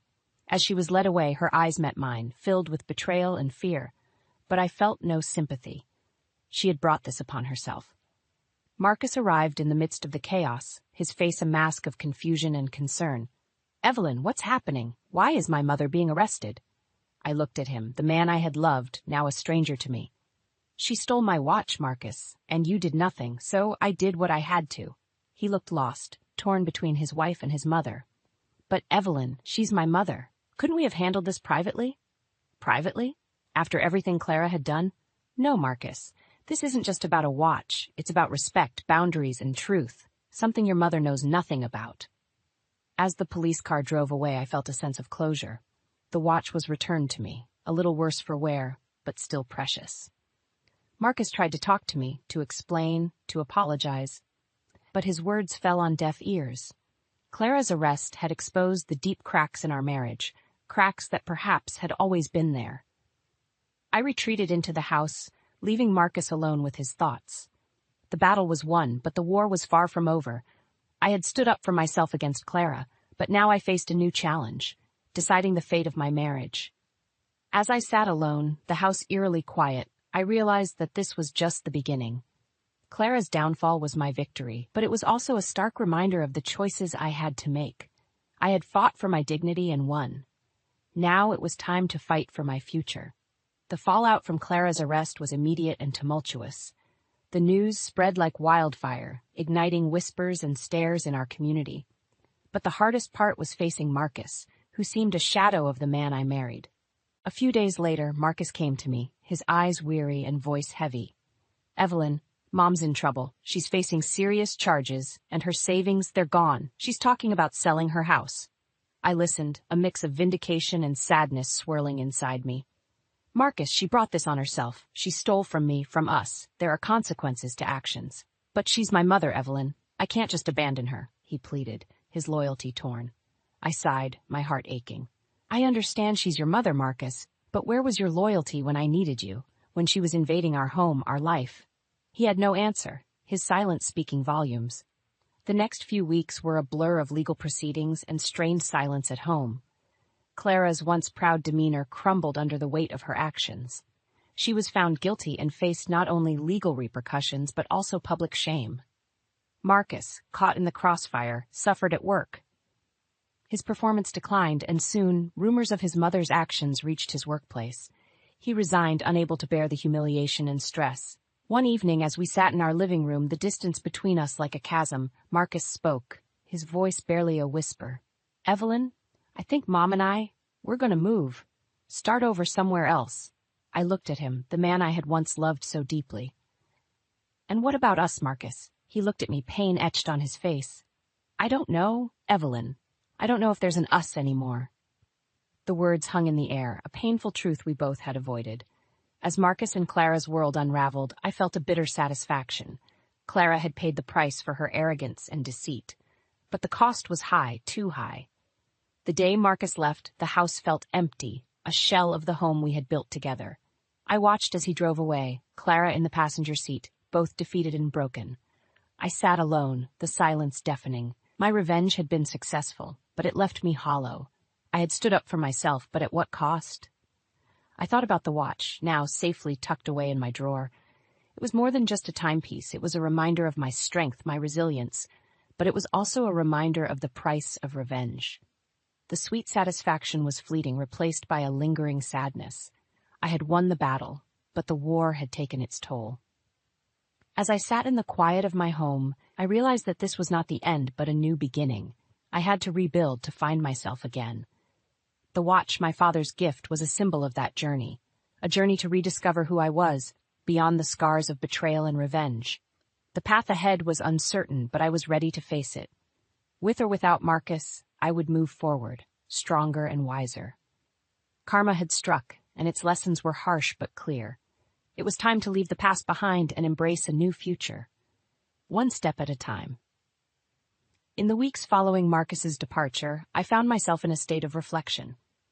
The house, once filled with the noise of our life together, now echoed with silence. It was in this silence that I began to confront the reality of what had transpired. My revenge against Clara had been successful, but it had come at a great cost. I had lost my husband, and in many ways, a part of myself. But amidst the ruins, I found a sense of empowerment. I had stood up for myself, something I realized I had been afraid to do for too long. One evening, as I sat looking at the watch, a symbol of my victory and loss, my phone rang. It was Marcus. His voice was different, tinged with regret and sadness. "Evelyn, I just wanted to say, I'm sorry. For everything. I should have stood by you. I let you down." I listened, a myriad of emotions swirling within me. "Thank you, Marcus. That means a lot. But I think it's too late for us now." There was a pause, heavy with unspoken words. "I know," he finally said. "I just hope you can find it in your heart to forgive me someday." I sighed, a weight lifting off my shoulders. "I already have, Marcus, but forgiving doesn't mean forgetting. We both need to move on." After the call, I felt a sense of closure. The chapter of my life with Marcus and Clara was over, but a new one was waiting to be written. In the months that followed, I focused on myself. I reconnected with old friends, took up hobbies I had long neglected, and started to rebuild my life, piece by piece. Clara, on the other hand, faced her own demons. The legal consequences of her actions had left her financially and emotionally drained. The once proud and imposing figure was now a shadow of her former self. Through mutual acquaintances, I heard of her struggles, but I felt no joy in her downfall. It was a sad end to a sad story. As for Marcus, he tried to rebuild his relationship with his mother, but the damage was done. Their bond, once unbreakable, was now fragile and strained. He moved to a different city, starting over in a bid to escape the shadows of the past. And as for me, I learned to find joy in the little things. The watch, once a symbol of conflict, became a reminder of my strength and resilience. It was a testament to my ability to overcome adversity, to stand up for what was right. I realized that life was too short to be spent in anger and revenge. The experiences had taught me the value of forgiveness, not for the sake of others, but for my own peace. As I moved forward, I carried with me the lessons of the past. I had faced betrayal and come out stronger. I had learned the hard way that sometimes the best revenge is to let go and live well. The watch ticked on, marking not just the passage of time, but the beginning of a new chapter. A chapter where I was the author, writing a story of hope, healing, and new beginnings. In the end, I knew that the greatest revenge was in living a life full of happiness, a life that was mine and mine alone. And with that realization, I stepped into a future filled with endless possibilities. The watch on my wrist, a constant companion on this journey. The click of my heels on the marble floor echoed through the silent hallway of our apartment. As I pushed open the door, I was greeted not by the usual tranquility of our upscale home, but by a sight that ripped my world apart. There, in the heart of our living room, was my husband Daniel, his arms entwined with Clara, my younger sister. Their laughter died as they noticed me, their guilty faces frozen in a moment of illicit passion. "Isabella, this isn't what it looks like," Daniel stammered, hastily disentangling himself. But Clara, ever the provocateur, just smirked, her eyes gleaming with a cruel satisfaction. "Oh, but it is, dear sister. Daniel and I, we're in love." Her words, callous and mocking, sliced through my heart. I had always known Clara to be reckless, but this betrayal was beyond comprehension. And Daniel, the man I had devoted my life to, stood there, a picture of guilt but not remorse. "Love?" My voice was a whisper, a mere shadow of the agony churning inside me. "You call this love?" Daniel avoided my gaze, his silence more telling than any words. His betrayal was a sharp, bitter realization that our marriage, built on years of trust and companionship, was nothing but a facade. "I want a divorce, Isabella," he said finally, his voice cold and detached. The room spun, and for a moment I felt like a bystander in my own life, watching this sordid drama unfold. Clara, still draped in a smug arrogance, moved closer to Daniel, her hand possessively on his arm. "You should have seen this coming," she taunted, her words dripping with venom. "Did you really think someone like Daniel would remain tied down to you forever?" Her cruel laughter echoed in the room, a stark contrast to the suffocating silence that followed. I stood there, rooted to the spot, a storm of emotions raging within me. Betrayal, hurt, anger, they all coursed through my veins. But above all, there was an overwhelming sense of resolve. "You'll regret this," I said, my voice steady despite the turmoil inside. "Both of you." Turning on my heel, I left them there, their shocked faces the last image I took with me. As I closed the door behind me, I knew one thing for certain. This was not the end. It was just the beginning of their downfall and my retribution. The following days at work were a blur. As a senior executive at a leading tech firm, maintaining my composure was crucial, but the mask of normalcy was a heavy one to wear. My colleagues, accustomed to my usual decisiveness and confidence, sensed a change but said nothing. It was late evening when I finally made my way to Richard's mansion. The grandeur of the place, once a symbol of familial pride, now seemed hollow. Richard, sitting in his study surrounded by years of achievements and memories, looked up as I entered. "Isabella, my dear," he began, his voice tinged with concern. "You look troubled. What's wrong?" I hesitated, the weight of the secret pressing against my chest, but Richard deserved to know. "It's Daniel and Clara," I said, the words tasting bitter. "They've been having an affair." The shock on Richard's face quickly morphed into disgust. "That boy has always been weak, but this, with your own sister, it's unforgivable." Richard paced the room, his hands clenched in anger. "I've treated you more like a daughter than a daughter-in-law, Isabella. And this is how he repays us? By betraying our family, our values?" I nodded, fighting back tears. I confronted them. "Daniel wants a divorce." Richard stopped, his eyes meeting mine. "Then he shall have it, and he'll regret the day he decided to cross us." The air in the room thickened with his resolve. "We'll make sure they both pay for this betrayal. They think they can just walk away unscathed? No, Isabella. They'll learn the hard way that actions have consequences." His words were like a balm to my wounded heart. Richard's support meant more than I could express.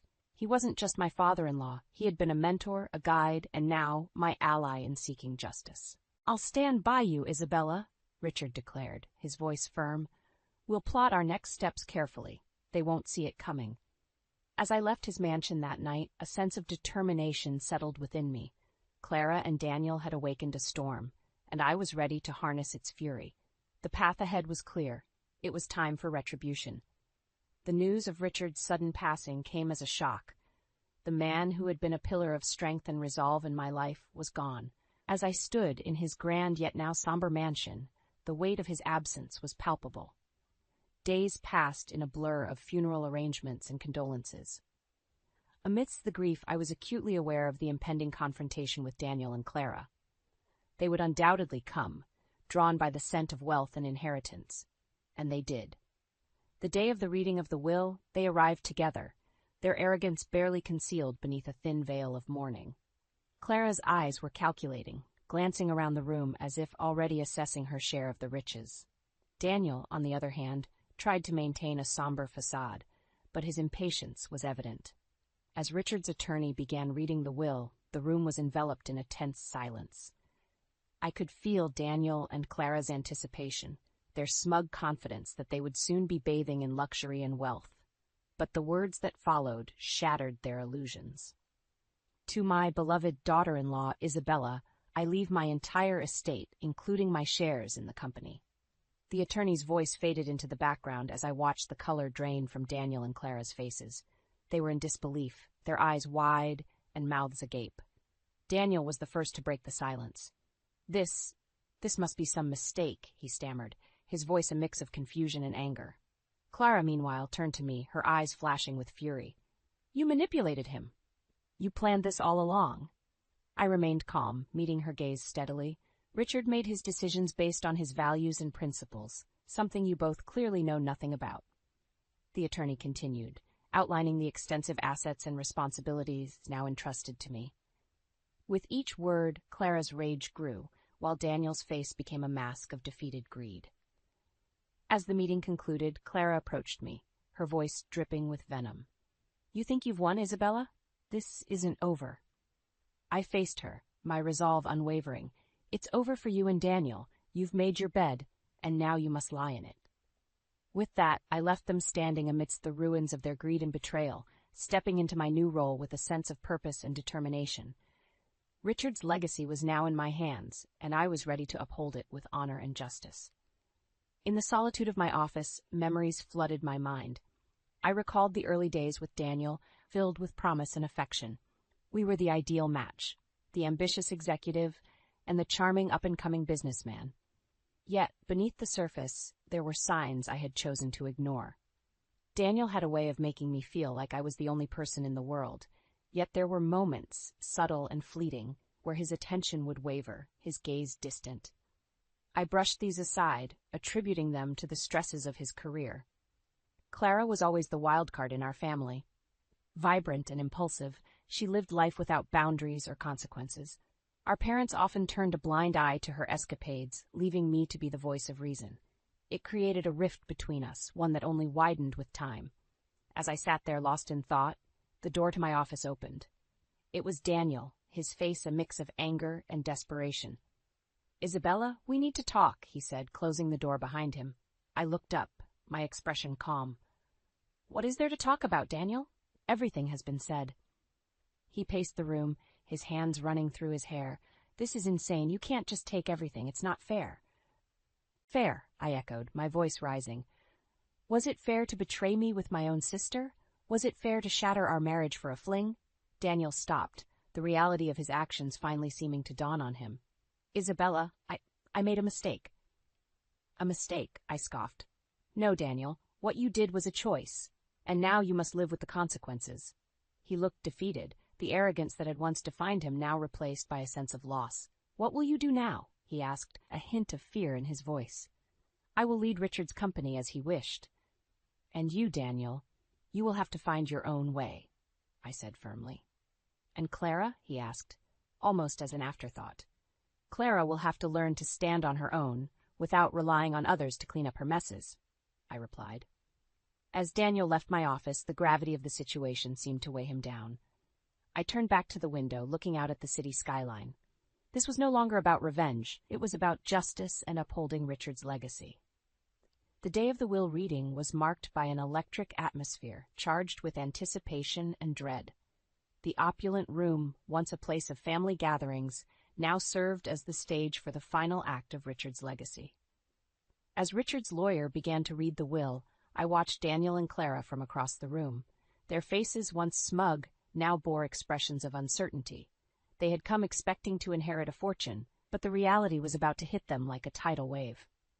"To my beloved daughter-in-law, Isabella, I leave my entire estate, including my controlling shares in the company," the lawyer's voice echoed through the room. The words hung in the air, heavy with significance. I could feel every eye in the room on me, but my gaze was fixed on Daniel and Clara. Their shock was palpable, their faces a canvas of disbelief and betrayal. Daniel was the first to break the silence, his voice a mix of anger and desperation. "This is a mistake. There's no way Dad would leave everything to Isabella and nothing to me, his own son." Clara's reaction was more visceral. She leaped to her feet, her voice shrill with fury. "This is a farce.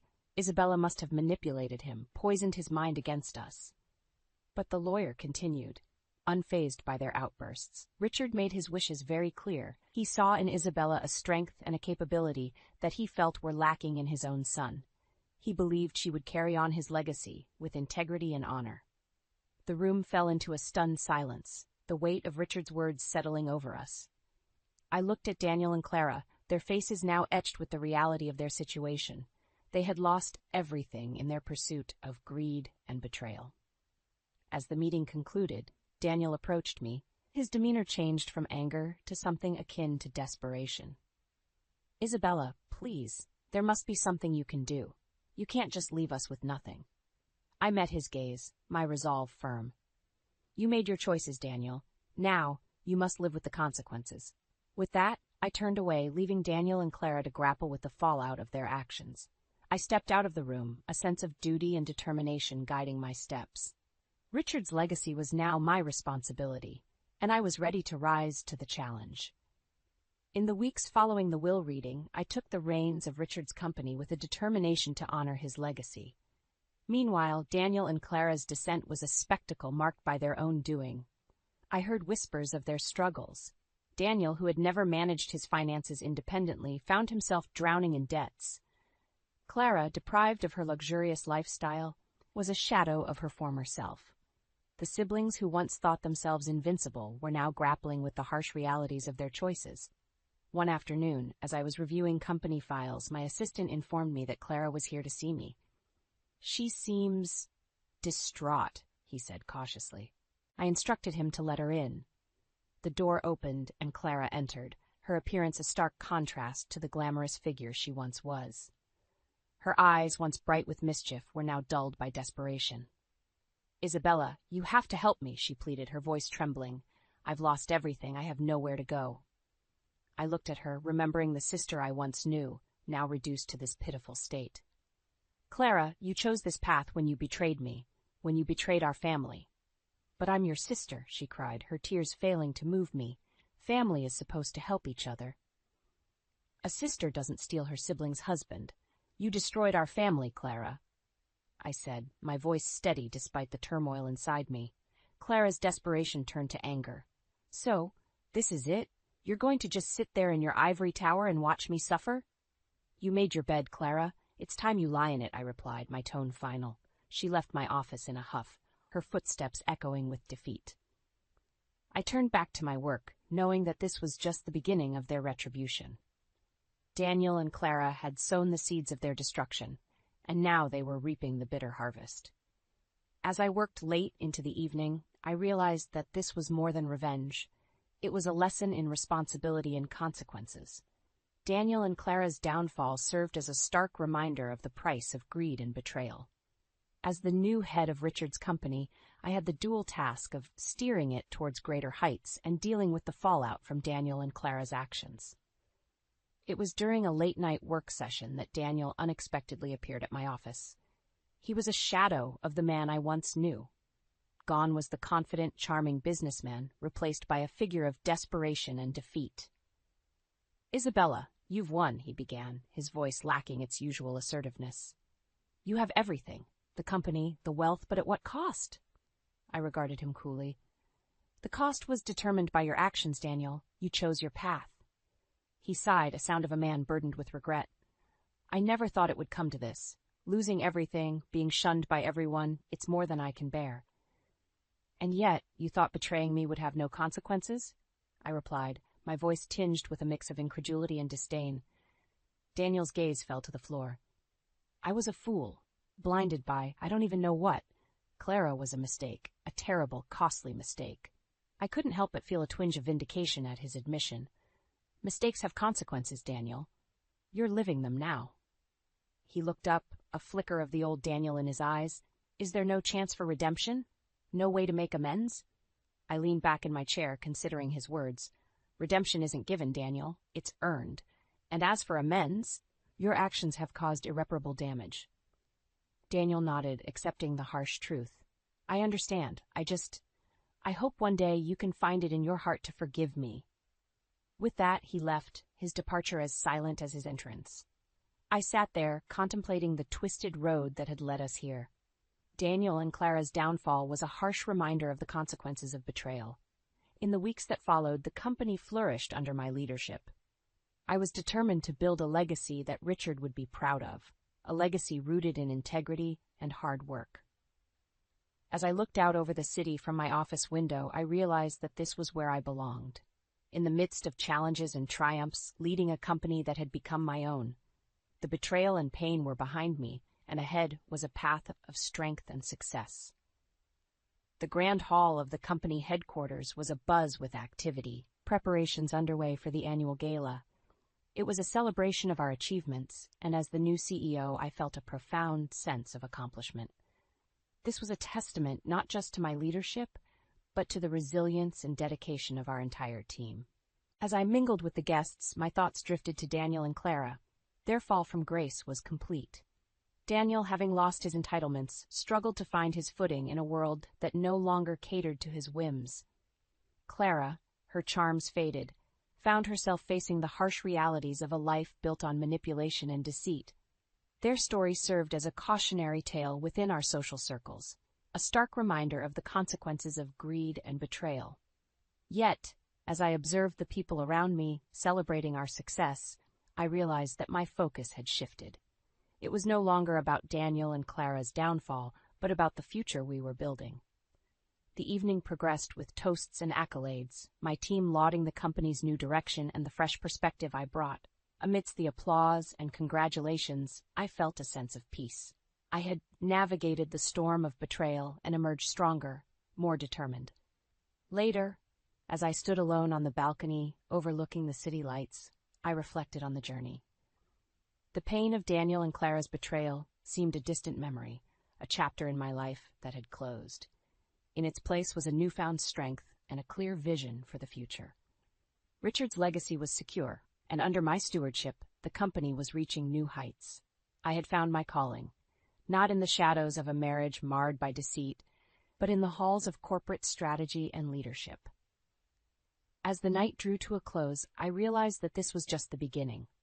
A new chapter in my life was unfolding, one where the scars of the past served as reminders of the lessons learned, and the future held endless possibilities. I walked back into the hall, ready to face whatever challenges lay ahead, with the knowledge that I had overcome the worst. The future was mine to shape, and I was ready to lead with integrity, passion, and a newfound understanding of the complexities of the human heart. I was rinsing a handful of cherry tomatoes when I heard my husband Charles's phone ring. The water ran over my fingers, an ordinary moment on an ordinary Tuesday evening, until his voice stopped me cold. He fell. How bad is it? Charles asked, urgency sharpening his tone. I turned off the tap, tomatoes forgotten, and listened. His father, my father-in-law, had taken a bad fall at my sister-in-law's place. Blood, confusion, the blare of an ambulance siren through the speakerphone. After he hung up, the following moments became a blur of incoming calls. 2 of Charles's siblings, then a call from his mother that he put on speaker. "You need to get here now, Charles." His mother's voice cracked like a whip. "Your father's waiting in the ER alone." "I can't, Mom. Anna's just had her eye surgery, and I've got the kids to look after," he replied, stealing a glance in my direction, his eyes apologetic. Silence. "Then there's your daughter. Can't she deal with it? Those kids aren't even yours, Charles. Your dad should be your priority." Her words hit like a gut punch. Our 4-year marriage and the kids we'd been raising together, her grandkids, dismissed in a single breath. I watched as hurt flickered over Charles's face, then hardened into resolve. "No, Mom, my family needs me here. And those kids, they have been mine since the day I chose to love them." There was steel in his words, a finality that silenced any retort. We knew hospital policy. Due to the flu season, the ER was on lockdown. No visitors allowed, no exceptions. And with the cold snap outside, waiting in the parking lot wasn't an option. His siblings were silent, their expectations for him to abandon his immediate family clear, even if they would never say it outright. Only his mother had voiced that cruel sentiment. Charles reassured his siblings that he'd get updates and arranged to pick his dad up when he was released. As he ended the calls, Charles turned to me and our eyes locked. A silent agreement. We were in this together, today and every day that followed. And though we hoped for his father's swift recovery, we knew that some wounds in our family went deeper than the flesh. Our evening moved forward with a tense normality. Dinners were made, homework was checked, and our daughter was picked up from her dance class. But beneath it all ran a current of impending change. The house was quiet after the kids went to bed, a stark contrast to the uproar from earlier. Charles and I were left alone with our thoughts, the echoes of the call with his mother lingering in the air like the remnants of a bad storm. I could see it in his eyes, the turmoil. "Your adult daughter can handle those things," his mother had said. "Those aren't his real kids anyway."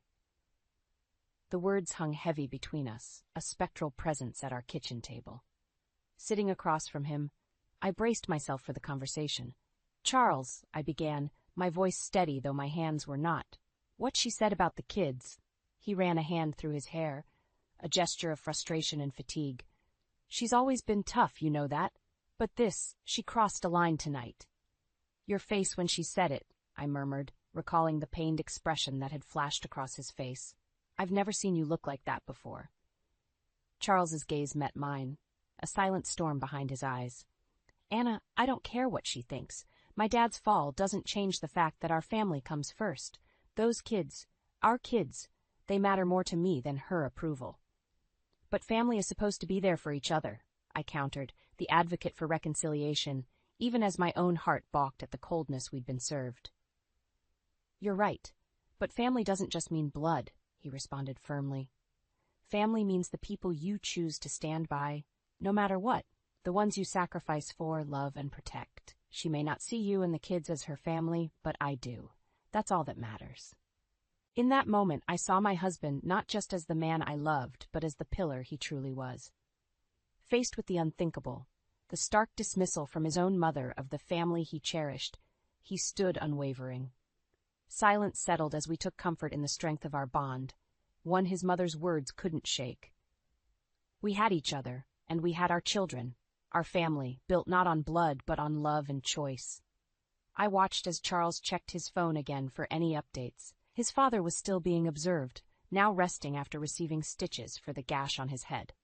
Despite the tumultuous evening, a faint smile graced my husband's lips when he read his father was doing well. The moment was poignant, a clear declaration. We were still a family. And nothing, not harsh words, not cold judgment, and not even the frigid isolation his mother tried to thrust upon us, could tear that apart. The night waned, exhausting the silence until there was nothing left to do but retire and await morning's light. I lay beside Charles, watching the rise and fall of his chest as slumber took him. Sleep eluded me, though. My mind was a carousel of worry for my father-in-law and unspoken fears about the fractures in our family. Morning crept in like an unwelcome guest, casting a pall over what was once the sanctuary of our kitchen. The silence was oppressive as Charles and I prepared for the day, our gestures mechanical, the routine a mere echo of normalcy. It wasn't until the kettle whistled that we received the call from the hospital, relieving some of the tension with an update. My father-in-law had made it through the night, the doctors opting to keep him for observation due to the head injury, but noting his condition was stable. No visitors allowed. The voice on the other end reiterated it was policy, especially with the surge in flu cases. I glanced at Charles, noticing the wariness that had settled around his eyes. The isolation mandated by the hospital felt like an added insult, leaving my father-in-law to recover surrounded by the sterile white walls, devoid of the warmth of family. As we sat at the kitchen table, Charles broke the silence. "I'm going to call Dad," he declared, reaching for his phone with newfound determination. The conversation that followed was a mixture of relief and warmth. My father-in-law's voice, gravelly but still laced with his characteristic humor, filled the kitchen. "Ah, Charlie, don't you worry about me. Hospital food ain't my idea of a good time, but it'll do until they spring me out of here." Charles chuckled, a sound so needed and genuine it lifted the corners of my own mouth. "We've been worried, Dad," he admitted. "How are you feeling, truly?" There was a pause on the line, a softening. "Like a young buck," my father-in-law joked, but then his tone grew serious. "I'll be okay, son. Just keep taking care of those kids and Anna. You're doing right by them, you know that, don't you? They've been in my heart since the day you introduced them to me." The endorsement from his father, a man who'd never been one to express emotion freely, was a balm to the raw edges of Charles's spirit, and, by proxy, to mine as well. Through the sterile distance, his words reached us not as the necessary oxygen, but as the rarefied air of affirmation and love. That phone call didn't heal all wounds, but it did reinforce the notion that we were not entirely alone, despite the frigid policies and colder judgments from others. And while my father-in-law lay in that hospital bed, a discordant symphony of beeping machines his only company, he, too, knew his family was with him, in spirit, if not in body. We filled the rest of our day with mundane activities, as if by immersing ourselves in the simplicity of chores and errands, we could wash away the complexities of our situation. We were a unit, united and strong, and we resolved to stand as one, no matter what. Days blurred together as we waited for news of my father-in-law's condition, hoping each phone call would bring us closer to having him home. In the quiet between updates, doubts crept into my mind like unwelcome shadows. Over a cup of coffee one morning, Charles caught me staring blankly at the wall, my thoughts visible in the furrow of my brow. "Hey," he said softly, reaching for my hand. "Talk to me." I exhaled deeply, realizing the weight of my thoughts had become too heavy to shoulder alone. "It's just everything that's happened. It's making me see things differently. With your family, I mean, your mom's words, the silence from your siblings, it's like now we know where we stand, and it's not where I thought." Charles squeezed my hand, his own concern visible. "I know," he murmured. "Believe me, I know. It's like a veil's been lifted, and now we're seeing the true colors of people I've known my whole life." We spoke candidly, the hurt and disbelief flowing freely between us. I shared my disappointment, especially regarding my sister-in-law. Our friendship had blossomed long before I married Charles, but now it felt like another casualty of the divide. "I just can't wrap my head around it," I admitted. "Karen and I have been close since we were kids. To think she's said nothing, done nothing." Charles let out a weary sigh. "It hurts, I won't lie, but maybe it's not just about taking sides. They're dealing with Dad's injury in their own way. We've got to focus on us right now." But the simple declaration did little to assuage the ache. His mother's stinging rejection and the quiet complicity of his siblings had left a mark on our lives. We were at a crossroads. The path we once walked together with Charles's side of the family had forked, urging us to tread carefully into what felt like uncharted territory. I couldn't help but wonder if we would only drift further apart or if there was some way back to how things used to be. As we got up from the table, a silent agreement passed between us. Our relationship with Charles's family might never be the same, but perhaps, in time, we could redefine it. Maybe we could build something new, not reliant on approval, but standing firm on the foundation of our unit. Our family, the one we chose every single day. The holidays were upon us, a time when festivity was supposed to overshadow all else. This year, however, the joy was muted, the lights a little less bright, and the carols sounded more like melancholic echoes of happier times. What was traditionally a gathering of merged families became a stark reminder of the rifts created in what felt like another lifetime. Charles and I had chosen to host a small, intimate dinner rather than the usual large family gathering. It was a step back, a protective measure for the emotional well-being of our family. The house was decorated with care, a facade of normality, but the undercurrent of strain was palpable. On the day, when Charles's siblings arrived, there was a stiffness in their greetings, a formality that had never been part of our interactions before. We moved through the motions of the meal, exchanging pleasantries and the customary laughter, but it was like listening to a well-rehearsed play, every line predictable, no true emotion behind the words. Karen, my sister-in-law and once confidant, seemed especially distant. Occasional glances my way, which should have been comforting, only served as reminders of our now strained relationship. The bond we shared seemed reduced to nothing more than a shared history that we could no longer rely on. As Charles carved the turkey, his movements betrayed a slight tremor. It wasn't just from handling the knife, but from the weight of holding together a semblance of unity. Our children, keenly attuned to the shifted dynamics, were unusually subdued, their eyes often searching ours for reassurance. The conversations were forgettable, but one moment stood clear, when his mother offered a toast. "To family," she said, her eyes briefly meeting Charles's, "and to traditions that keep us together." The words should have warmed, but instead they burned. How could traditions bridge the gap when the foundation had crumbled? How could we speak of togetherness when her actions had so mercilessly shown us we were not truly part of the fold? Later, after the guests left and the lights dimmed, I found Charles standing by the window, looking out at the snow-blanketed world, a silent sentinel in his own home. As I approached, I understood that here stood a man torn between his love for his parents and siblings and his commitment to the family we'd created. The decorations gleamed dully in the background, a stark contrast to the warmth that typically filled our house during the holidays. The days that followed the holiday dinner were a quiet affair. The house returned to its usual routines, yet the air remained charged with the residue of unsaid things and unhealed wounds. My husband, usually the rock in turbulent seas, now wore a subtle cloak of sadness that no amount of cheer could lift. It was a few days post-holidays when Charles's phone rang, slicing through the silence of our evening. His mother's name flashed on the caller ID, and an involuntary tension gripped us both. He answered, her voice a faint murmur from the device.